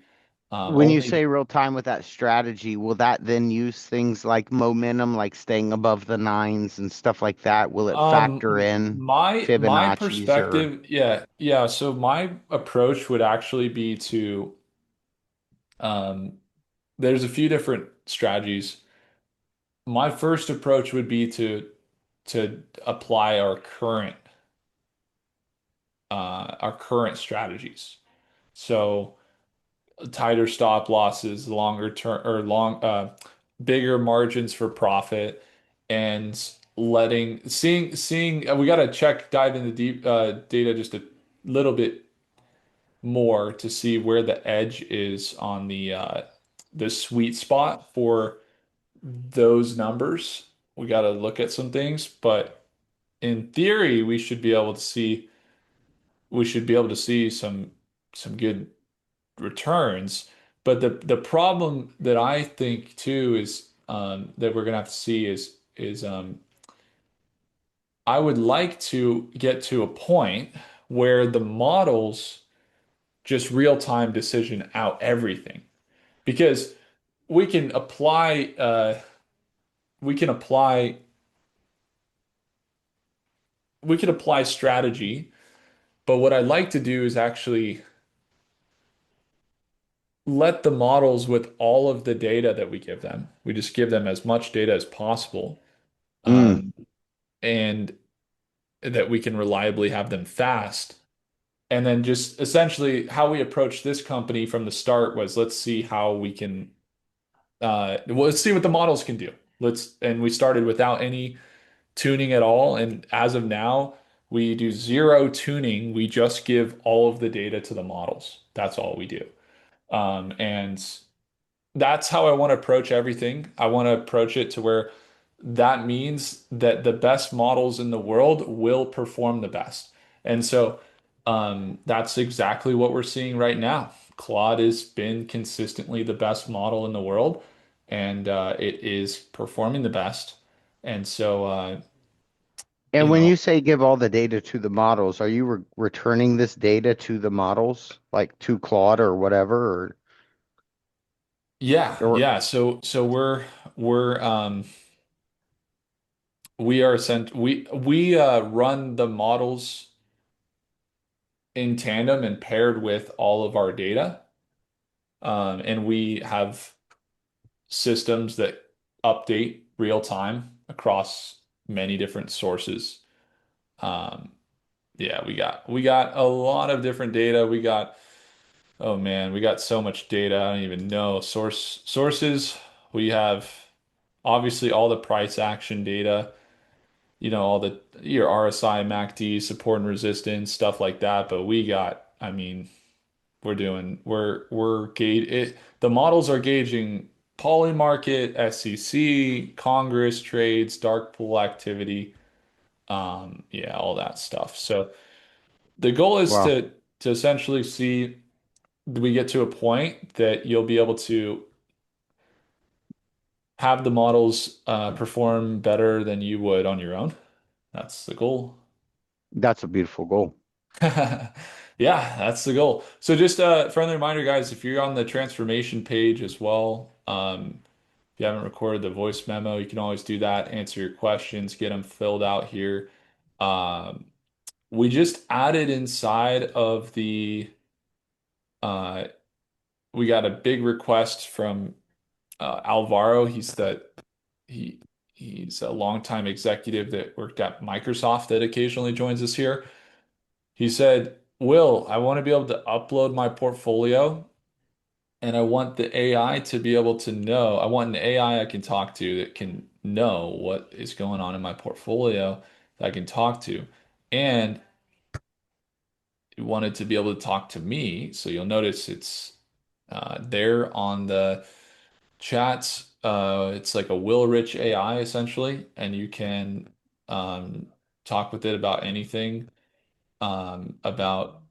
anything that could answer for you, and it's trained on all the learning resources that I've ever produced and all of my videos and everything else on how I handle all types of different situations. So, Can it analyze a stock the way you do? yeah, I mean, yeah, it can do anything that I would do with you. It would be awesome to see a video on Corning because they're the only one with a that I've seen with a meaningful PE. They're the ones that make all the glass for Apple and everything, their Gorilla screens and all that. Oh, okay. So they're the only photonics company I know with a positive PE at all. Oh, that's good I to don't know. think for Apple. I think it's for all the smartphones almost. Yeah, Like, yeah. So, but um, Corning is the only one I know who's trying to play in the photonics market that actually makes any money. So you could say it's less sexy, but the PE was less punitive. I think it was only at like the last time I had looked like 69 or something like that, which is a really high price to earnings. I mean, you're talking about 70 years future earnings.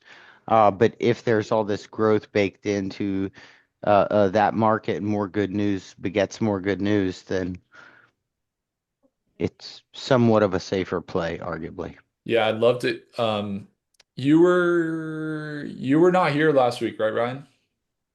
Um, oh no, I wouldn't have been. I Yeah. had someone in So town that's I'm yeah, no partnering with in worries. some. Because last week, Judd talked about Corning for a bit, and he was very bullish on Corning, like very. Hey Uh, guys, that thesis I was telling you guys about the build outs and all that, it's good that you brought up Corning. If you guys get a chance, look at the chart, go back, do the max chart where it starts out at 1980 and look where it went up. And you can kind of compare that to the infrastructure build out to like what I was telling you about Cisco and stuff, and you'll see what I was talking about. You got the hockey stick looking thing, and it took them a long time. But like I say, because of that, I've heard the same thing about the deal with Apple. I mean, it could be, something that's going to, probably, if they're the one that's being chosen to do that, that could be a big thing. But Corning is a big company. They're probably even bigger than what that Apple thing could be. They sell to a lot of people. So this whole build out, they're selling to a lot of other people other than just I Apple. So think they already do it, Rich, yeah, just so you know. I think they have yeah, the Apple account with their Gorilla Glass and have for some time, so that yeah, won't be new. yeah. But like I say, draw parallels. Like I say, that pretty much it's a very similar to how a market will get built up. They'll do everything they can, and then it takes some years to recover. And this is you'll see a lot of them. You go back to the tech boom back in 2000. You'll see the same chart pattern for a number of companies. So anyway, Hmm. Yeah. Yeah, that's really helpful. I think we all need to realize too that while the technology is exciting, get ready or be prepared for potential winter. But the minute it's not, you gotta respect the trends. The 50 and the 200 are truth tellers. The Yeah, death the crosses 200, are the death crosses 200 are in for a particular, reason. definitely. It's like, especially with the S&P, it's so clockwork. Yeah.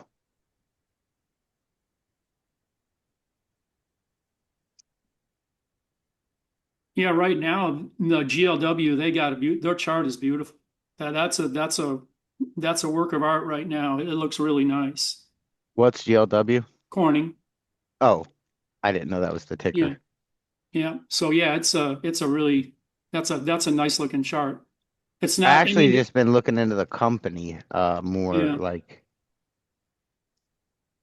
yeah. it The other looks a thing little I more sustainable though, doesn't it, Rich? The way that it's kind of clipping and little pull down, fights back up, it's kind of behaving like something that actually goes up over time as opposed to something that goes up and rockets down. well, that's just it. Another thing that we might want to consider too, guys, is look what happened to Palantir and look what happened to um, NVIDIA and stuff like that. They were priced for perfection for a long time and stuff like that. And even when they're getting good, earnings and stuff, their stock might stay flat and, it'll go, it had its run. I'm wondering if, if you the conversation of today, if everyone's talking about Micron, maybe they'll be priced for perfection and maybe for the next 3 quarters, because people don't want to get run away or get feeling like they're going to get, caught holding the bag on some major drawdown. Maybe it might not go up. Maybe it'll just stay doing what it's doing. So we see that with a number of these like really screaming companies that may well happen with this. Well, if So Nvidia keeps beating the way that they are, Zuckerberg's talking about spending every profit dollar, right? So that's freaking people out with like Meta and stuff because there's effectively no profit. Their PE is currently sitting at 20. Meta.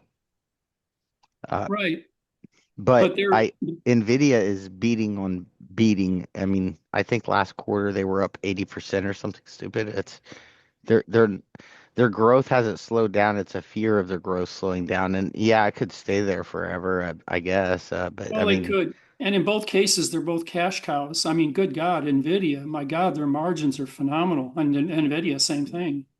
But yeah. like I say, but if Zuckerberg stopped the capex stuff, probably Nvidia would probably be over $1,000 a share, easy. Like but that's just that's just what they're doing. They're building out. So you hope it doesn't.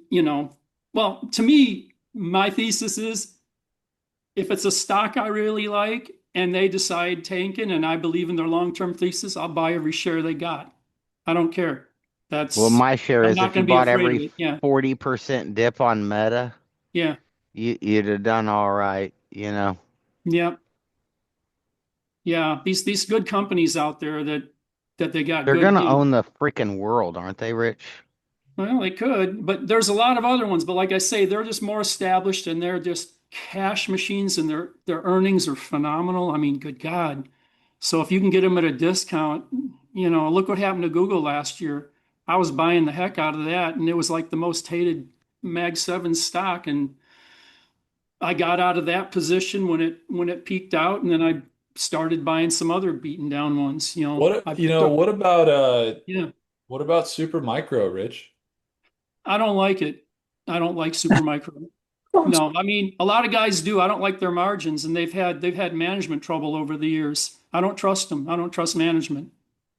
They've had nothing but trouble for quite a long time. So I don't care how much money they make. I stay away from them. It's Even they the could go to $100 a cutout share. of when you What's that? cut out all the chips that they sold to China that they weren't supposed to sell, when you peel that back out of their revenue, uh, it's a lot less attractive. Yeah, they just don't. They don't have the margins that the other companies have, and they're suspect at best with upper level management. So, I don't. That's just me. You look into what they're. If you haven't looked into it, look into some of their practices in the past. They've had lawsuits and different things in the past and different But stuff. everybody has. I mean, Hims has Yeah, Celsius, which I think you like. I'm buying Celsius. I bought some today, and but yeah. I bought their dip. I don't know that you're going to be able to buy a share of Celsius under $28 maybe ever again. Oh yeah. For a non-tech stock, that's a phenomenal, in my opinion, great stock. I hope Yeah, it does what I've Monster did, but it's whatever. almost 10% of my whole portfolio. Yeah. But sorry, Will, I cut you off. You like SMCI? No, Sorry. you didn't cut me off. I was curious. I mean, I don't have any negative like connotation around the management, although I know a lot of people do. The reason why I don't is because um, I think the reality of their stock is like they have a lot, they get beat down a lot, and they just remind me too much of AMD basically, because AMD like the biggest selling point for me on Supermicro, yeah, they have below 20 PE. Their margins might be low. They're still positive net income. They still got a lot of equity. What I like about them is that are they still continue to work with Nvidia, and they are the main supplier for Elon's expansion with the XAI. So with all the new XAI expansion, I mean, if there was one company that we didn't mention in the AI space right now that's conglomerate, it's XAI. And so when I see a company, I've always made money. I have never not made 3, 5, 10x on my money when I've invested in companies that I see make it possible for Elon to succeed. I know it's a strange theory, but even T-Mobile, like I remember buying T-Mobile just because they were partnered exclusively with Starlink years ago, and they just absolutely took off. And then it was Nvidia. I got to get an Nvidia early because they were providing for Tesla, and AMD because they're providing for Starlink and the data centers that are powering some of XAI. And so it's just my indicator that I use time and time again. I don't know that I'm like hyper bullish on them, but I don't see a world. I do not see a world where Supermicro Computer doesn't see higher values in the medium term. Like, I don't either. Actually, Yeah. I don't. I for the all the things that Rich said, I agree with. The problem is, I will likely buy the stock. The concern is the government. I mean, they sold $2 billion. Will, it was like 10% of their revenue or something. yeah, They sold like $2 billion or $200 million or something, some really large number of chips to China, right. illegally. Like the way they did it was overtly egregious in that the they like sold it to a subsidiary company in another country, and then that company sold the chips to China. When this goes under investigation, just to show how it happened and the fact that there was a ban on selling chips to the Chinese government, Yeah. it's not gonna play good, and I would imagine that you've left the government nowhere to go but to be grotesquely punitive with something like this, because otherwise, when anybody in the presidency says, look, you can't supply weapons, you can't supply chips, you can't supply whatever to, someone that at some point is being adversarial to the United States, I have a feeling that the price is going to be high for this one. Yeah. I agree. I do think, well, this happens a lot. So, like with super microcomputer, like I remember it was when they dropped all the way to 17 back in November 2024. Do you know why they dropped so hard to $17 back in November 2024? I don't. I wasn't It in the was market. because they were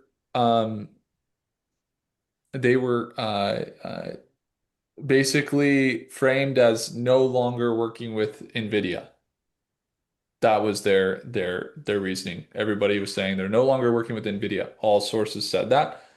When Nvidia came out with their earnings, they said, "Oh no, we're happily working with Supermicro Computer and we intend to work with them way more this next quarter, in fact." And so they rebounded, but it was like they sold off huge on that Yeah, but they news. didn't do something illegal. No, I know, but I'm saying with this specific case, my understanding was that their reasoning on the China sale was that they were, and they haven't been convicted of the crime yet, um, that they were victim to a scheme essentially that deceived Supermicro and and that there was Mm. like there's you got to read into it a little bit. And look, it could be wrong and then they are 100% guilty and maybe there's other things other than things I just mentioned that Rich is thinking about from way back when and I don't know about it and it's this recurring Yeah. theme. Well, But they've I got, am saying like they weren't convicted. Like SMCI even has had lawsuits right after that that they're saying they're going to sue um they're going to sue, Wall Street for the, whatever the news that was coming out that came out. And so I'm not saying that they're innocent, but I'm saying, until it reaches full decision and everything else, they said that they didn't authorize or condone the sales and that they were a victim of a scheme. So I'm not like just gonna be like I've done this before where I believed exact news on micro and it was false and then they recovered huge. Well, And aren't they so like 30 bucks today or 28? yeah, they're at 36. They're at $36 PE. Yeah, they hmm. were Oh, oh, they're at oh, 19 36. PE. Yeah, 19 PE, man, for linked with Starlink. Starlink's gonna be pretty busy, man. I don't know. That ain't a bad PE to buy into. Well, it's the XAI, it's yeah, Colossus. It's the largest, expansion that we've seen. And there's a lot of things that could work against them. I'm not saying that they're perfect as a company. In fact, I don't really know. I've been seeing them on my portfolio watch list for over 10 years now, and I just Rich, know, I think what we're all saying here is at $100, 36 is gonna look cheap. Oh, there you go. Whatever. yeah, To me, I mean, you look at someone like Lisa Su or something like that, or AMD. If yeah. I had the money, there's so many good companies out there. I mean, so many. This and that was one of the Yeah. co-founders that's actually being charged with the company. That's just that makes it even. It's not some. This isn't some. Some lower level. manage, this is big stuff. But like I say, with AMD, even with all the with Advanced Money Destroyer for all those years, when Lisa Su came in there, they were like, I don't know, they were like $10 or they were single digits, I think, or Yeah. something. And look what she's God, done with don't the you company. wish you studied that chick before Oh you yeah. even knew AMD's name? Because you'd have bought her. She's a Yeah. killer. I was buying their stock and people were giving me crap about it. I started buying it at about 115 when it was going down. I thought, God, it's so undervalued. And I see the data center stuff and I was buying it down into the 90s. I don't think I ever got it in the 80s, but now I'm like Er- enjoying the benefits of it, of watching it run, so it's a good thing. But me, Everybody say one. $1 million. You got to buy one stock today. What's the stock? Gotta AMD, buy today. I'd A buy million AMD. dollars. I put it all in AMD. That's what I do. That or Talon. David, That or Talon, TLN. That's what I would do. what's Talon? It's an energy company. I've David, been what are in them you? for a couple of years. I'd probably end up buying Nvidia. Yeah. That's tough to bet against. Will, $1 million. Gotta buy it today. Gotta buy it today. Mm, I'm probably, how long do I have to hold it? But that's a good Yeah, question. I just thought of it that after I said was AMD. that was my question too. Like, when do I have to sell it? Yeah. Yeah, exactly. I think that's a huge factor for me. Will you say how long we have to hold it? Okay, you have to hold it for you have 10 to hold years. it for 3 months.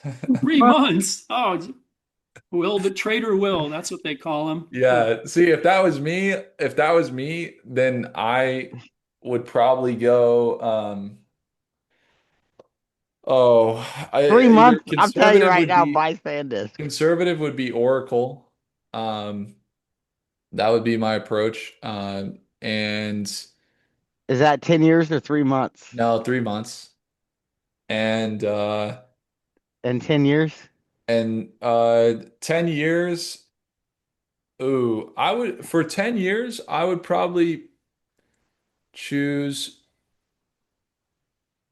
Ooh, I would probably be an AMD or maybe SpaceX. Hmm. All right. Yeah. Sid, you don't have your mic on. For Million me, dollars, for three 10 years, months and 10 in years. 10 years, I would Tesla.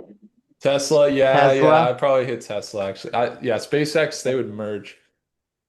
I think 10 years, like they would release the humanoid robot and everything. So I think Tesla.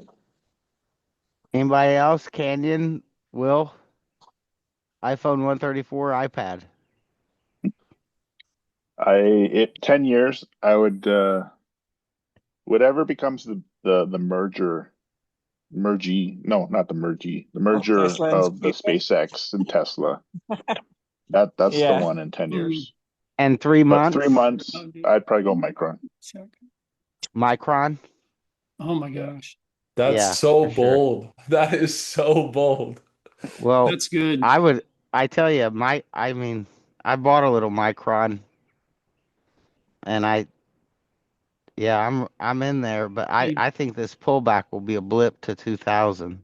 hey Ryan, for, Yeah, for for 10 years, it would be two. For non-tech, it would be Celsius. And for love tech, that. it would be SpaceX. But for 3 years, it would be AMD because when they're coming out with their 400 series and all that, we haven't even seen the earnings for that yet. And I think it's going to do the same thing Nvidia did when they came out with when they did that massive run.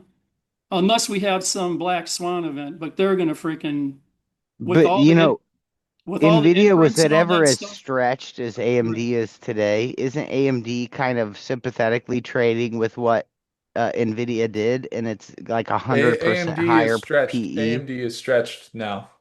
They are, but Hmm. I think with what they're coming out with, they're gonna take. I can't say they're gonna take a lot of market share. I just feel like they're positioned extremely well, and they've got contracts all across the board. They're spread out very very well. AMD or Nvidia are both gonna be great. I just like AMD because they haven't had the run like Nvidia did.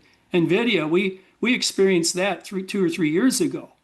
AMD Yeah. is just getting to that point now, how I see it. I may Yeah. be wrong, but No, that's no, just how I that's see it. true. I mean, AMD did get pushed up a lot recently, but Yeah. um, That's what I'm saying is I feel like they stretched further than I'm ever aware of that Nvidia stretched in their cycle. I oh don't no, remember. no, no, not even close. They in the bigger cycle, AMD like is probably not even close.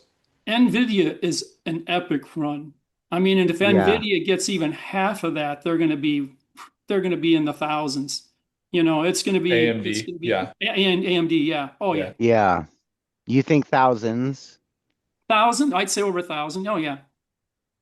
Some people are projecting them up to 2,000, but like I say, I'm not And gonna. so that's your 3 year? Yeah, I'd that say was in your 3 years, oh, definitely. I think they'll definitely, unless there's some black swan event where, unless something happens to we're in some major, major crash or something, but that's going to affect yeah. everybody, you know. Yeah. But Yeah. you Them and take things everybody as they else, right? are, you know, Yeah. if interest rates stay the same, they don't even have to go down. They could stay the same. I think tech would be in great shape any way you cut it. Does anybody else have a 3 month and a 10 year? Yeah. 3 month.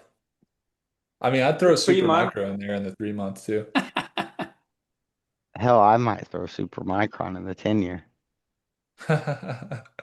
Yeah. Photonics are gonna probably like maybe weed out some of the need for liquid cooling. Maybe not though. You Rich, know what I would want Corny. to do is find the stock that's, I mean, SpaceX actually. SpaceX is gonna Rich, do the I'll Rich, tell you, I like your Syntec optics. I've been trading that. I've been accumulating a position in that. What's that? OPTX. Well, that's your OPTX stock. Yeah, yeah. Rich mentioned that one. yeah. You Yep. like that, David? Yeah, I've been trading that for about a month or so. Oh, You good. like it as a hold? Do you like it as a 3 or 10 year? Sure, it has the potential. It's still early. What's Yeah. your 3 year or your 3 month and your 10 year, David? That's hard to play because I hold a lot of stocks. So um, I mean, today SpaceX, I did some shuffling, reshuffling, selling some, buying more. So, I mean, SpaceX is it's not a space company. I don't know if you guys get that, but they're a optics company, not an optics, but they're a memory company, a database company. $26 trillion, excuse me, $26 billion of their revenues come from. They did a contract with Anthropic for like $1.2 billion a month, and they did a contract with Google for like 800 uh, $1 million. So there's two Yeah, yeah, dollars. they're signing off all of their compute now to big tech. Their Colossus is the Grok is their AI platform that they use, but I guess they're having some issues from what I gather. So they're selling off or they're renting out, selling off their extra capability that they have. So they're more of a AI company than they are a space company. So if you're playing it as a space company, you might want to rethink it. So I think they're more of a data company. And I was Doesn't that point to Redwire, David? Shouldn't that mean maybe Redwire's your 10 year? possibly yes. I mean, I hold red wire, so I hope I think. Oh, sorry. Go ahead. I didn't mean to interrupt. go ahead.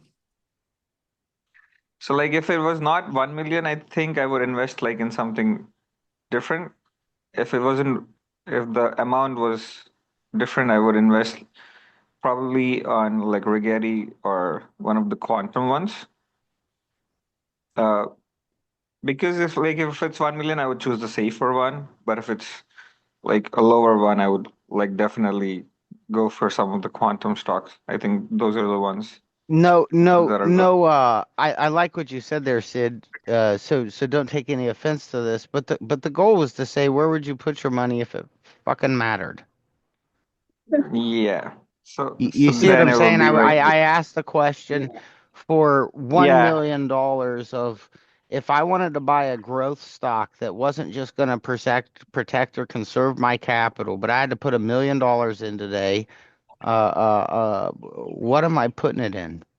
What would Sid put it in? yeah. I think for that, my answer would be Rigetti. So Sid Ryan, you're making me think. I probably should be in space.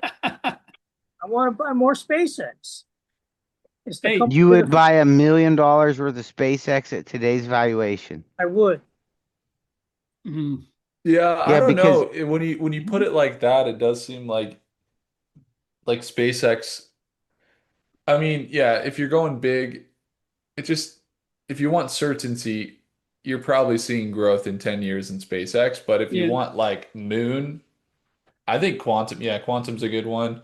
That's a tough one. I think we all have our picks that we're holding. All mine I look at as forever holds. So I just something changes hard on the thesis and I get out. But I just hold forever. Amazon's one of those companies, it's going to probably be around. That's another one, even though it's so reliable. One thing I wanted to ask that you one guys, crossed my mind, Rich, right? Because of the data centers, what they've proven is the ability to expend capital but adapt, and well, they're they're still the world's Walmart. I mean, well, they're doing all that. They've got that and they're building chips. They're doing all kinds of junk. hmm One thing I was wondering about you guys too, we've been so focused on AI and quantum and all this other stuff. Have any of you guys been looking at software as a service stocks that have been beaten down? That any of your favorites? I've been um, me, I've I've been I've been pumping quite a bit of money into some beaten down ones that I really like, and I Ticker. was just wondering what you guys have been doing. which one's Rich? Zeta's got to be one of them. Well, Zeta, yeah, that's a big one, and Path is a big one that I've I'm been in both of those. stuff of. Those two You're are probably my two favorite is Yeah, Zeta and Path. Service Now has been a good I'm scared position. of service now Yeah, until it can touch the freaking yeah, 200. That thing got a death cross a half a year ago or whatever, and it's respecting the rules. yeah. But yeah, I like those particular ones. I like a lot. And I'm looking. I'm kind of yeah. I might even look at another one or two tier two because they've been underappreciated and beaten down. And I think when Don't say Adobe, Rich. Don't say no, it. I'm not going to do Adobe. We No, have Adobe, we have a Adobe investor no, I'm not that an Adobe they investor. got burned. He got burned really bad and he But just I'm got out looking of at I'm Adobe. looking at Rubrik. That's one I'm looking at probably pumping money into. That's one I'm really looking at. I They're have a little bit of Rubric. I have 68 shares of Rubric. I yeah, started accumulating. yeah. But anyway, I'd be interested to Adobe is know like, what else if you guys are doing any of these too, because I feel like, there's a lot of strength in with what we're doing here. So anyway. I do too, and I tell you what, Rich, I'm not so sure as we talked about earlier who's going to be the winner. It's going to be AI doing massive work for software groups. I Mhm. could really see that taking a benefit with an integrated software product, just doing it better.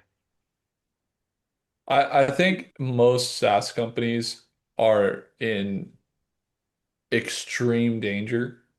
Mhm. Um, I'm like really bearish on any SaaS companies that deliver um, marketing, sales, voice, and anything related to website curation. Um, I'm like, yeah, I'm pretty bearish on all SAS.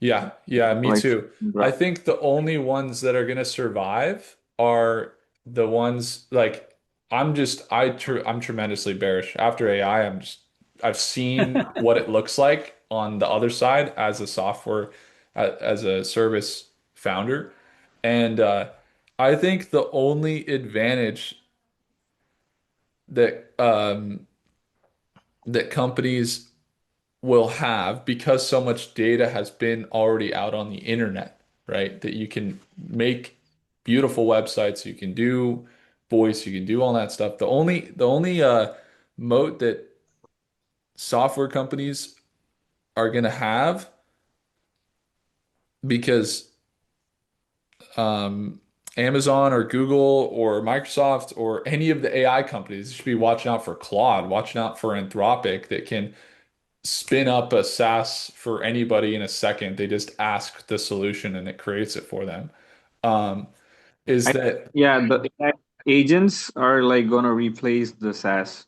yeah, So yeah, like I agree. The SaaS that will withstand will be agent-based SaaS or agentic. data center or AI actual hard tech that enables the agents or LLMs or things like that to run, like connective software for configuring the AI infrastructure type software would be fine probably. But when it comes to the uh, what exactly what you said, the only moat that I believe companies have is going to be their hardware. And hardware is the thing that allows them to differentiate. Hardware is not easily replicable. And so I think hardware and data. So That's I'm what I was very gonna bullish say, on Will. cybersecurity. Oh, Cybersecurity AI companies, I'm very bullish on. But when it comes to the just regular SaaS, I think they're all in trouble. Yeah. Does that go for Zeta too, you think? And even Path? I'm bearish on it personally. Really? Yeah, because I like those because they're more, I mean, Path is Data. RPA and they're also they have the AI agents that they're doing and Zeta is all AI agent. I mean, that's so I don't I'm in my head I'm trying to wrap my head around Not why. only that, Zeta's the only thing that can guarantee you an ROI. Yeah. There's not a competitor. I've been searching because I'm looking at doing Yeah. some things within the company that I'm in, and there's a potential acquisition for the brand as a whole. I'm working with the president actually worldwide in this, and Mhm.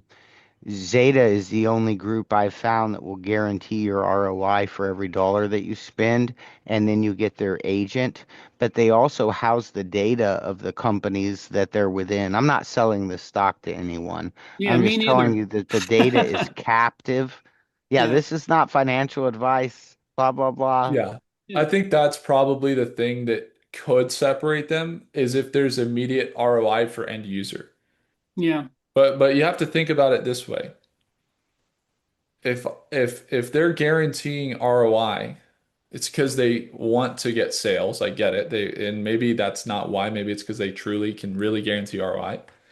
But I think the reality of Claude is that you can tell Claude, do my marketing for this. It will build the whole thing for you. And then optimize conversion, optimize, et cetera. And you just keep telling it what you need to optimize and it will do it.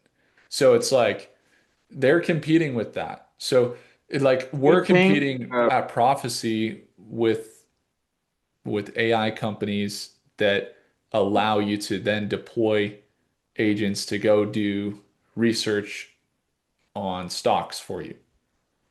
And so our competitive moat is that we have data that those models otherwise don't have, and we've been tracking returns, and we have uh, uh, more of a moat around our data that we've collected, and we have the uh, the hardware element that we're introducing. And with the hardware elements and what we're introducing with the buy and sell, it'll be immediate ROI. Somebody uses our app, they will earn more money by using our app and they let it do it for them. They're not technical, they just let our app make the money essentially. That's the only way that prophecy doesn't fail.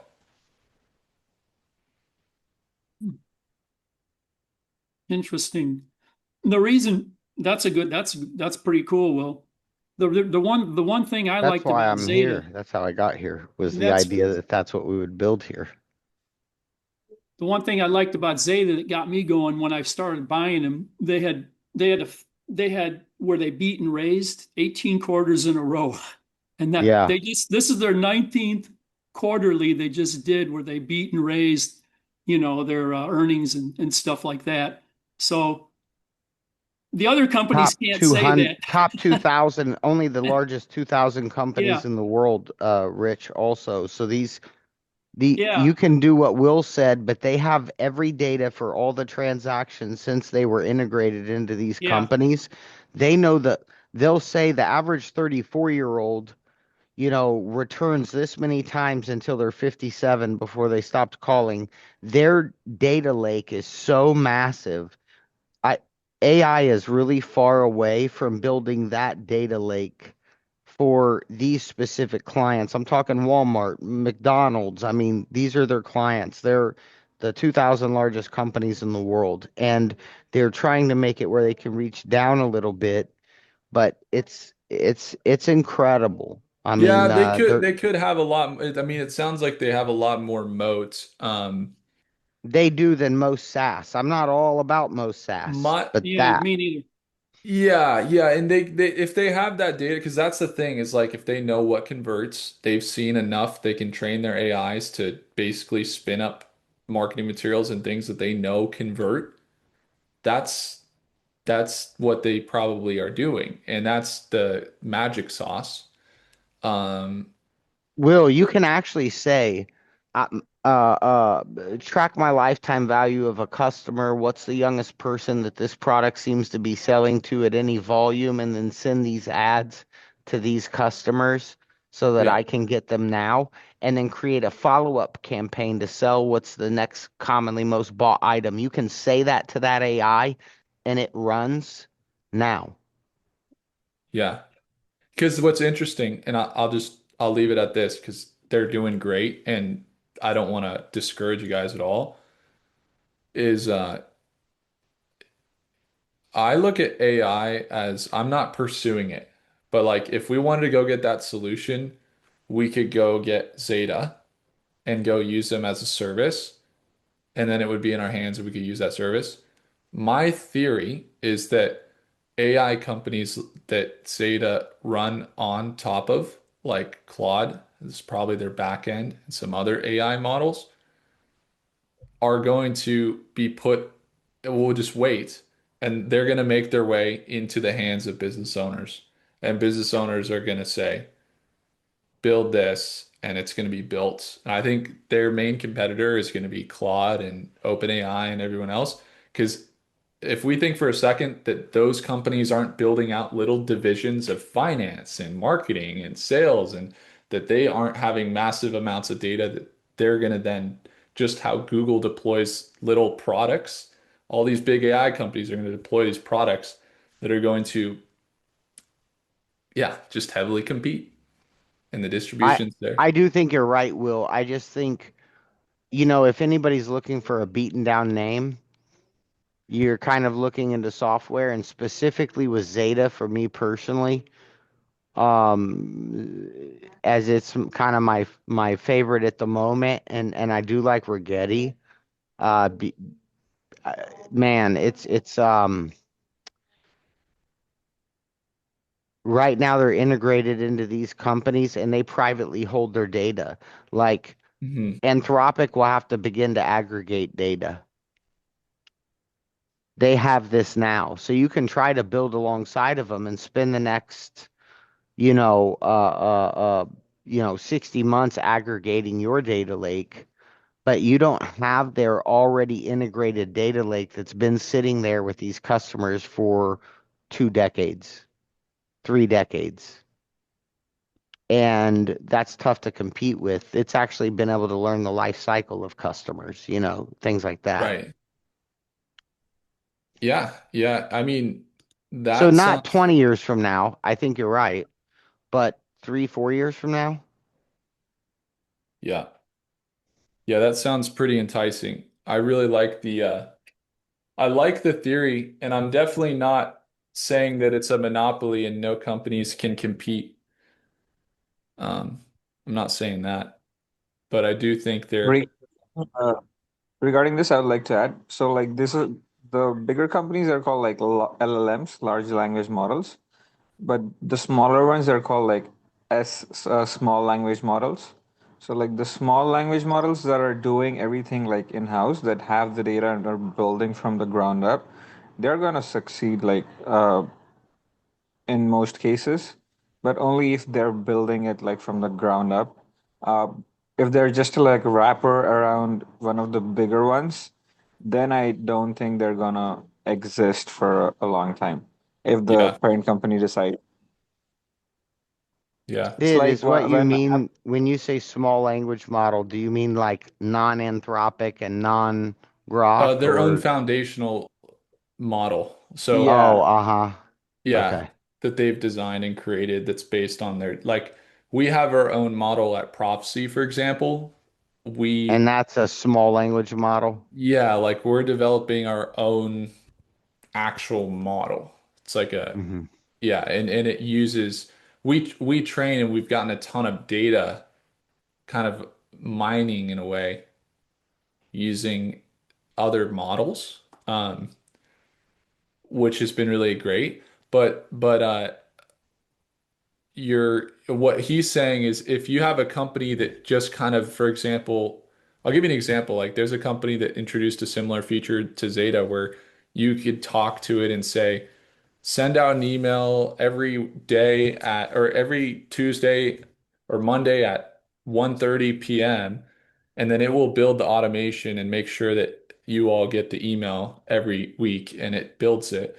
And they just wrapped it in the underlying model that runs that operation is like ChatGPT or Claude. And what Sid is saying is that model that runs the underlying operation needs to be their own foundational model for them to have a moat.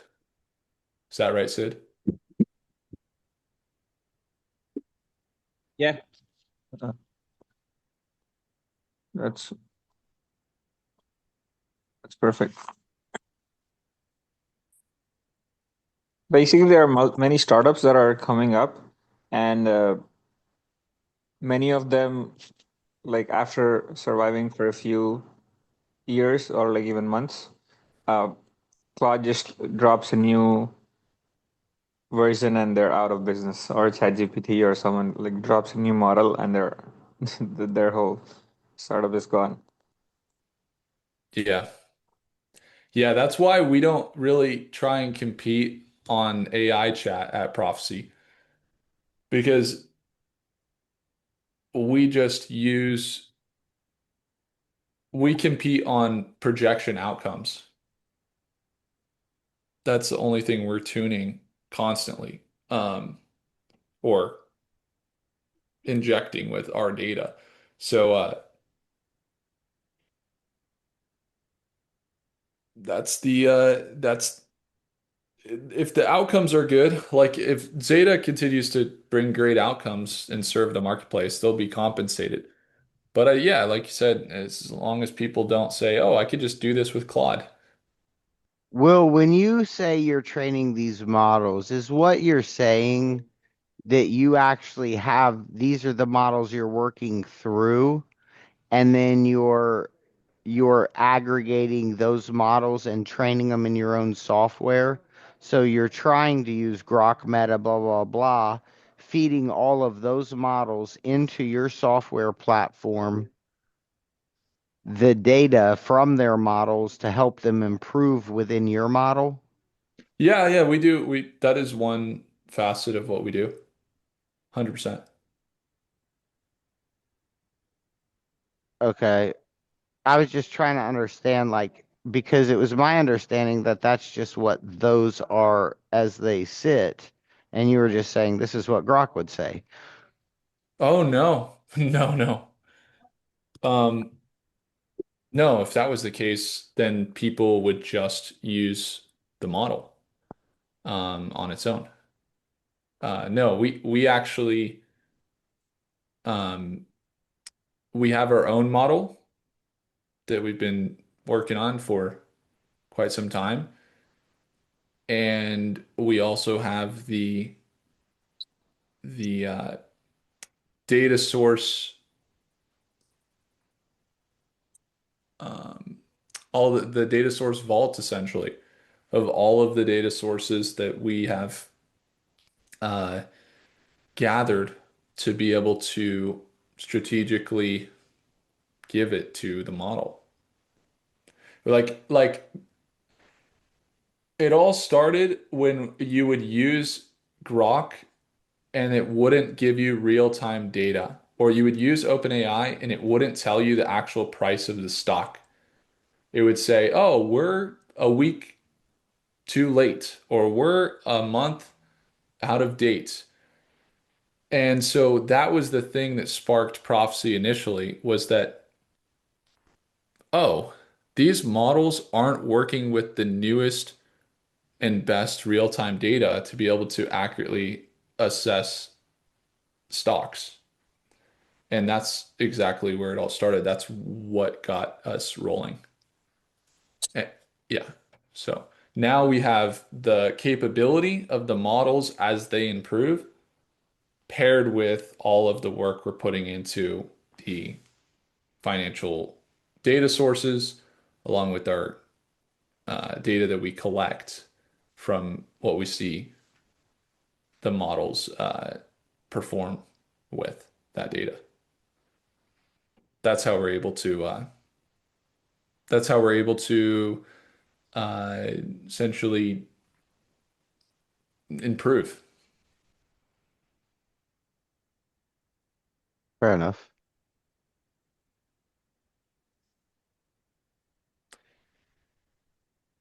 Yeah, it's primarily the biggest hurdle is the outcome. That's it. The only thing that matters with prophecy, in my eyes, is that users have accurate projections, great analysis, and all those things they won't even care about. All they will care about if things continue to grow the way that they are is they will care about just the return on their portfolio when plugged in. And it could be wrong.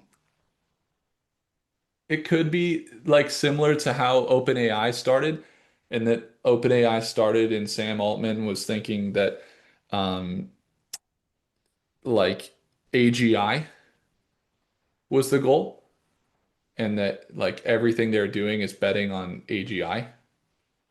Um and I think right now we at Prophecy, while we're growing a lot, we're growing tremendous. Year over quarter over quarter, we're growing. Every month we are getting more users than the previous month. So it's things are going great. But I think we have a really, really high chance of probability of failure, um, especially because um, especially because of the outcome that we're going for. Because if what we do is like if we achieve what we're trying to achieve, then essentially people won't have to work like if they have a certain amount of money, Hmm. you know? So it's not like a goal that's it's not one where it's like this is what's going to happen. My theory is that the everyday person will be able to have models that are able to return positively for them consistently. And there's so many people that claim that, but it's never consistent. And the only way that I've found that we could potentially have consistency is the values that the models are considering are like the highest grade and quality that we could possibly get paired with the best models in the world. And then maybe we have a chance. And then at some point that has to be adaptive, right? Like so that you know that it's current. Yeah, everything will have to continually adapt with the latest and best models paired with the best data that we can find. But You know what ultimately, you'll there need to would be help you do that? yeah, there would be a breakthrough AI. moment, though. There would definitely be a breakthrough moment. And that, like, if we, let's say that as soon as we plug, like, we just got approved for connecting with Robinhood, for example. So now if you have a Robinhood account, very soon you're going to be able to connect Prophecy to it and give it a certain amount of capital, and it's going to actually manage it. And Will, are the, you working on Robinhood agentic AI? Is there going to be an yeah, yeah, agentic AI exactly. prophecy? So we just got Uh, fully connected in for the business MCP. wow, cool. Yeah, super cool. And so, but the thing is like, if we were to get to the point where a user could use Prophecy and you are going to find that it's going to return positively for you consistently, then there's not really any like that would be a moment where Elon says in the future, like nobody will have to work because the Can I ask markets, prophecy to copy Will's trades and retire? what's that? Can I ask, like, once the agentic AI is done, can I just ask, like, the agentic AI to just, like, copy all the Will's trades and Oh, just, dude, like, I'm not going to be relax? trading at all. That's why I'm building this thing. Nobody wants to Uh, trade.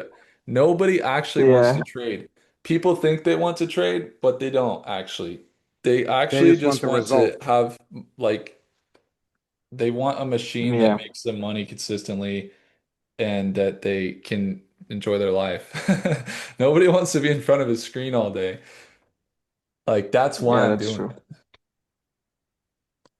Um, But AI will learn Will, and then it would take the trades that Will would have taken as soon as Will drops another 1.5% off his stop loss and only goes for 15% gains. I'm not gonna be I mean, we infuse a lot, like my knowledge will play a key role in it, helping it, but it will be minuscule um in how the models will actually work. My experience in how I trade will actually be it will be probably no factor. Well, that's my Yeah, experience in many things, Will. So, Yeah. Well, I appreciate you guys listening. I mean, I enjoy it. If we're in here ever, I think that most of the people in here are interested in the future of this, what we're a part of, because it's an expensive room to probably be sitting in. So you're hoping that it turns into something. 100%. Yeah, it's important to me I that don't mind everybody longer. makes money using prophecy. What's Sid? I don't mind the longer meetings. The boardroom meetings are going long. I think it's very productive. Like, we're learning too much, and everyone's bringing a lot to the table. Yeah, 100%. I learned a ton today from everyone. Everybody learned some stuff? So, Will, Yeah. um, so Prophecy today, I was using it to buy SpaceX, even though I know it's a new company and the parameters and there's not a lot of data out there on SpaceX, Yeah. but it was spot on their short 1 hour to 4 hour. So I mean, I kept readjusting my buy point. Yeah. I think I got in as low as I know it closed like at 155, but I had a sell stop at 166. Hmm. I re-entered the position at 155. Nice. Yeah, So that's good. I'm glad I was spot on to prophecy, just the 1 hour, 4 hour time frame. So it was. Which model did you use, David? Which? I think mainly my stuff goes through Brock. for So Grok. I Yeah. like But Yeah, this morning it was on the money with super microcomputer. I actually cut loss on it, but then it continued to rally like prophecy said, and it said it's going to sell off into tomorrow morning. So we'll see what happens. It's definitely accurate on. I mean, as I mentioned, we got hundreds of thousands of projections. I think the biggest hurdle is not finding more than 50 or 60% accuracy at this point. That's actually not our hurdle, which I'm really like, that was a big breakthrough moment. When we saw that after the 100,000 projections, I was like, whoa, we have something crazy here because if you have more than 50%, you have an edge. We are like well above 50%. So we literally have an edge right now. But the issue is that, okay, you have an edge. How do you apply that strategy and repeatable system and automation that it can yield the return consistently? And we got to look Volume. deeper. If it could read the volume as the volume starts to diminish, It can read the, that for sure. okay, then if it can read the real trading total volume, it is most likely the end of major liquidity of a move. And so if if I could do one thing and I was able to, like I'm trying to buy a few companies right now. I might be selling one, maybe two, and I just onboarded a partner that's like number one in the world in what he did. That's going to bring that to my existing entities and like structuring and trying to pay for these people. Number one in the world and anything isn't cheap. So I'm trying to structure a pay program that gets, and I've been preoccupied. I cannot sit there and trade. Right. But if you said, Ryan, trade something, I would only really trade volume. When volume is building, building, building, but as you see volume begin to exhaust, I would then take the number from the maximum level of volume, and you can look at trading volume at different price Yeah. points. I'm just not willing to go into it. Like I could go into it personally, but like from a neural network perspective, not that we don't have amazing ideas and it's possible, it's literally so simple, but that I expect the factor is going to be um not about a human coming up with the strategy but about the data or having all of the inputs of all of the data in um, in real time that the model needs. So volume would be one of those indicators, but there would be there's many different data points that the model will essentially be looking at in real time in order to make, like, this is my theory, that's what will allow it to be able to trade profitably is that it I has see. all of that and that no human or that what we come up with as our strategy. Maybe I could be wrong, I could be wrong. But my idea is that it's a process of data that a human can't simultaneously do.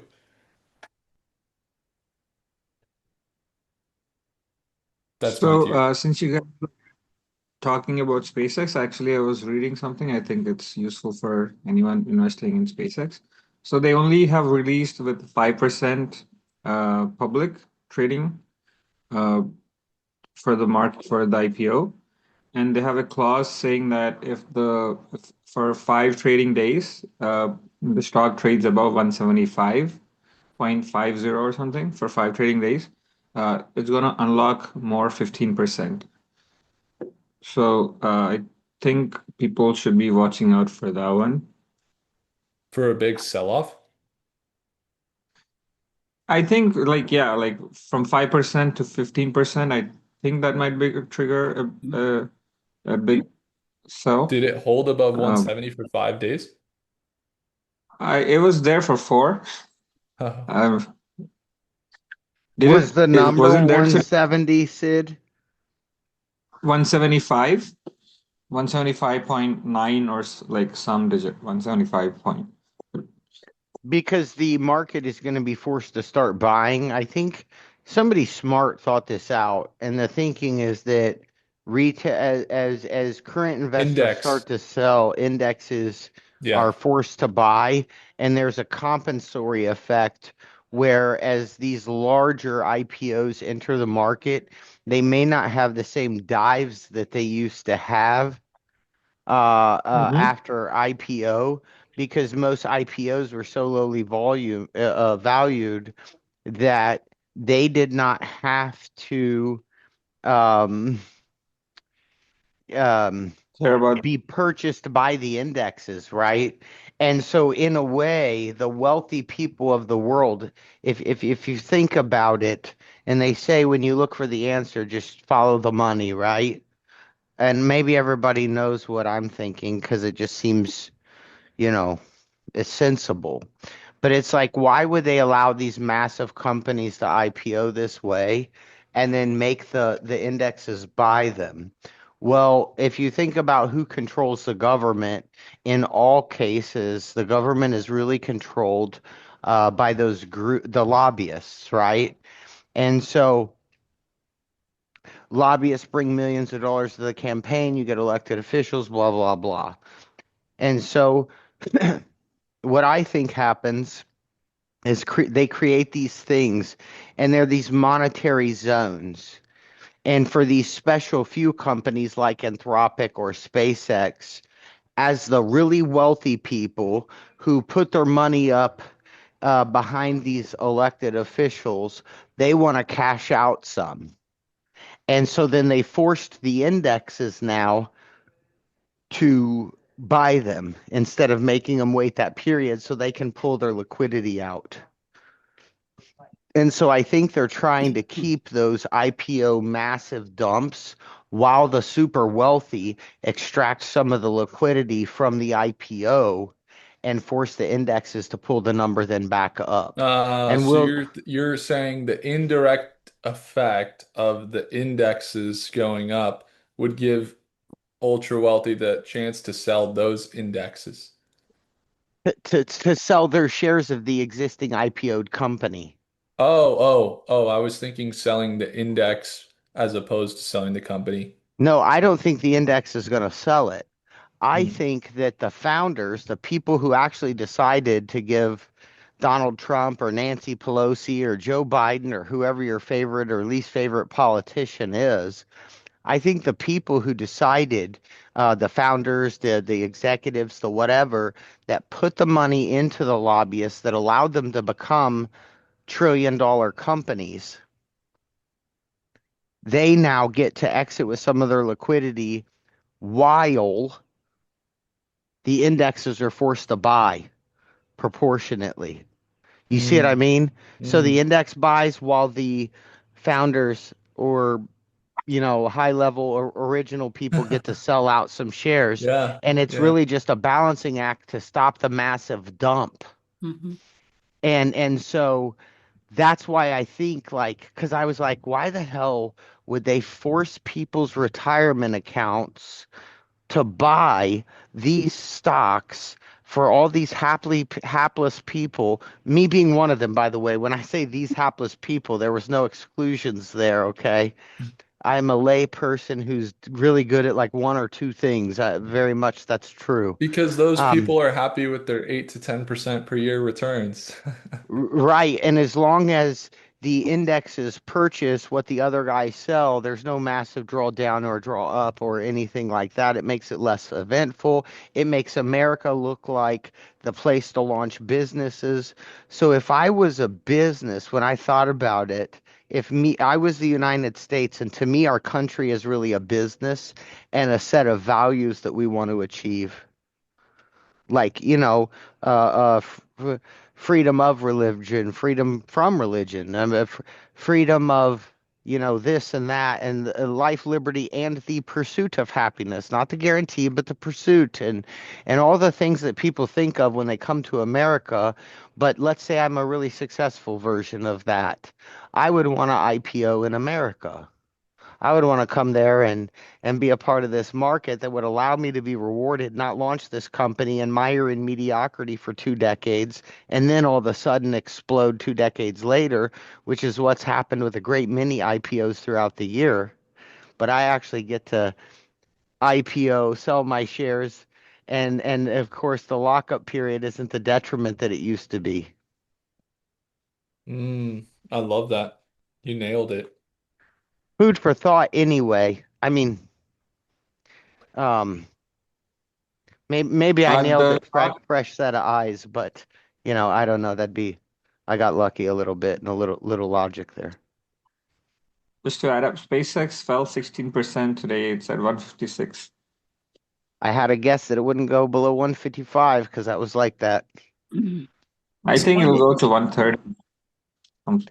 so when's everybody Yeah. hitting the buy button? What's your what are you setting at? What are you going to pick? What's your optimal pickup point on For SpaceX? SpaceX, Yeah. gosh, I have no idea. It's so hard to look at a company with, like what is it? It's got to be 700 times earning revenue or Mhm. something. It's insane. Well, they built in all these things to sell, and like I say, they're trying to keep the price propped up. But like I say, we may get let's just say we get a black swan event where everybody's selling. What's your guys' point where you'll start buying it? Where do you feel comfortable? I think it'll go below 100. Then I would be thinking because Anything below like 100?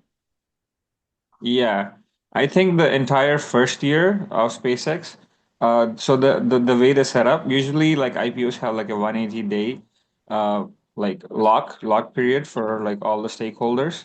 So and once that 180 period hits, like the stock like tanks, like Palantir or something like that. They just like tank at 180. There's a big cliff.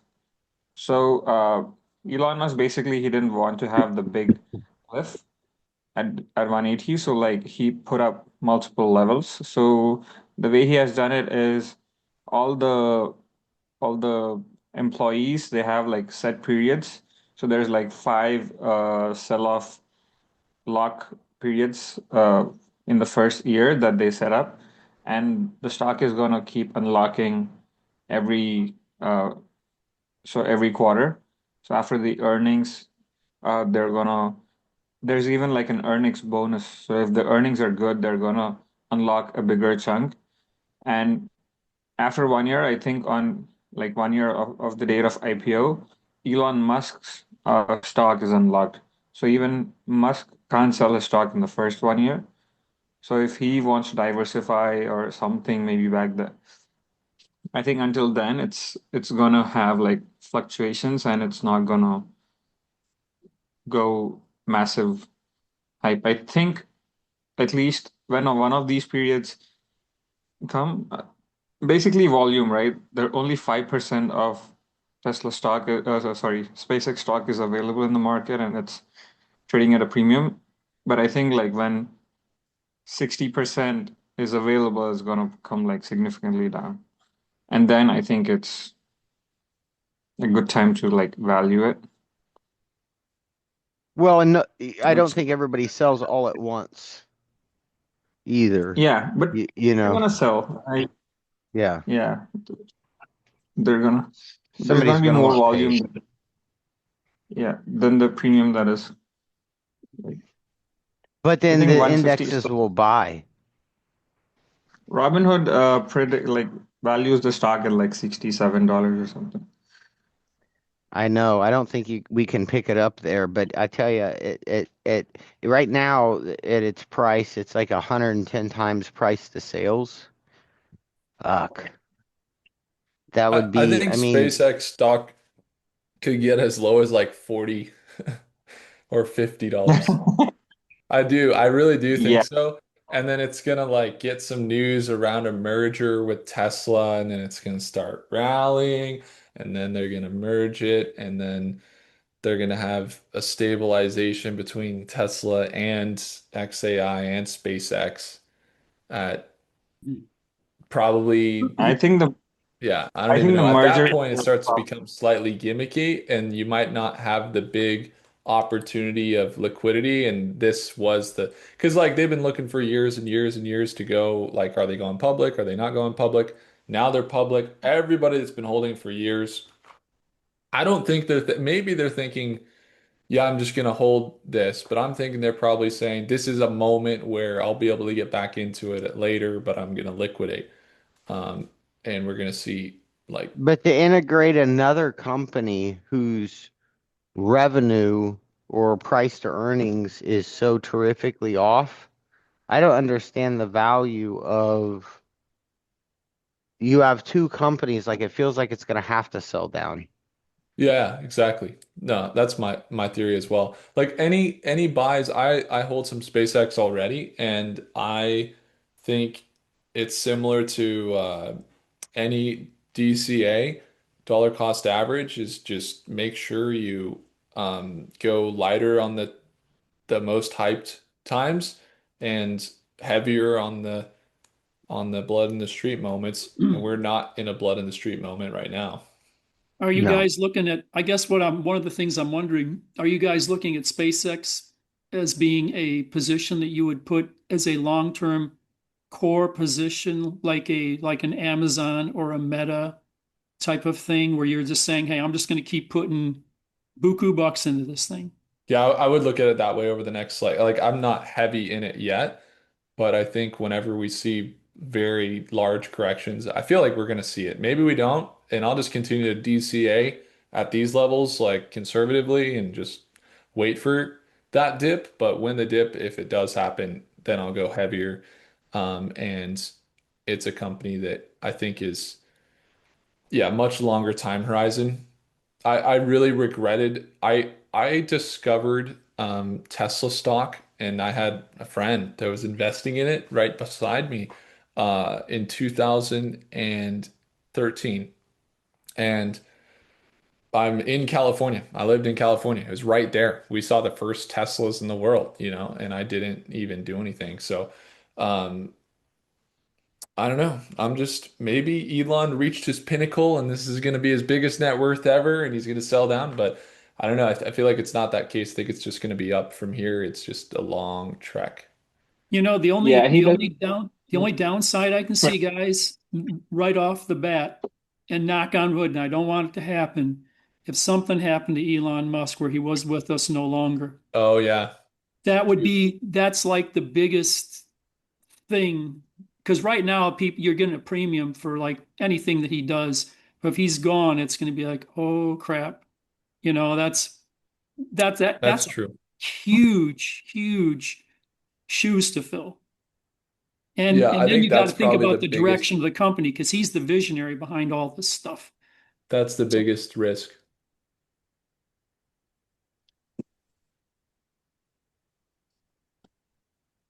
You were saying, Sid? One thing I think that as a people, I think it's not a concern now, but for many people, would be that now SpaceX people there are people who want to invest in like the space markets. There are people who want to invest in the tech, just the tech, or just the AI stock. Uh, but since it's a merger, people would prefer to invest in the direct play stocks instead of uh, SpaceX as it is. So it's like instead of buying Waymo, they would buy Tesla stock, like I'm saying, because like Waymo is not available, and people don't want to. People like SpaceX, but they don't want to invest in Twitter. They don't want Right. Because it's not XAI. a pure play, people might choose alternative smaller companies like Rocket So I Lab or think something. yeah, that's also Yeah, yeah. Yeah, that's why like a lot of people that even love quantum might not really buy Google because it's so diluted in terms of its other businesses compared to its quantum yeah, segment or IBM or what have you. They just buy the pure plays. Is that what you're saying? yeah, Yeah, that's a big factor. Yeah. I mean, some people might not like they might be like, "Oh, the reasons I like SpaceX." But most people like SpaceX because of Elon in general. yeah. Like So most people, I I think feel like all the most people that want to buy Tesla also buy SpaceX. yeah, I think all the Musk fanboys have like shifted or maybe like plan to shift from like Tesla to SpaceX, and it would be good to buy Tesla. Yeah. Yeah. Hey guys, we're gonna wrap. It was a nice session. Appreciate you all. Thanks so much for tuning in. Um, Rich, good to see you. David, Sid, Ryan, good to see you. Canyon, thanks for tuning in. iPad and iPhone. Rich, don't be a stranger, man. Yeah. We gotta Well, get Judd. We gotta get Judd and Rich in the same session now. Oh yeah, for sure. Judd and Rich and Ryan, man, and Sid and That will David. be we can just like sit and listen. That'll be the Yeah, heavy. You bring in I the. actually, yeah, that's Yeah. great. You guys, no, I enjoy it. I actually really like the conversation. Um, a lot of value. I think biggest homework between now and next week, if you feel inclined, go um go look at the true valuations or potential in the photonics market to see if we're off our rocker or if we're actually onto something really big there. yeah, and if there's any particular ones that we haven't talked about tonight, bring them up. We can maybe do a deep dive on some of those too. If I can make it, I'd like to do it. But I'm I'm one of those One, people that tries to look at the diamonds in the rough and try to anticipate where they could go. They don't have to necessarily be profitable, although that would be great. But a lot of these things I just look out as great buyout opportunities for some of these bigger folks. That's just so either way, you're going to get something, is how I see it. There's so much, this reminds me so much of the late 1990s. It's unreal. Holy It's moly, unreal. Ryan, I'm next. right? Yeah, Kidding I him. I gotta stress not. Jeez. So you don't want to have to be in this chair, but yeah. Yeah, no, that sounds ideal, guys, for us to bring forward. Thank Yeah, you any all. I gotta go, of revolutionary new course. companies, bring them forward, and we shall see everybody next week. Take care, everyone. Well, there's one more name, Tower Semiconductor. That's I think you might want to look at it What's the if you ticker? already have it. Uh, it's just give me a second. TSEM. ESEM. Yes. What is it? What company is it? Even this is photonics. Is Photonics. it ESEM. TSEM? Yes.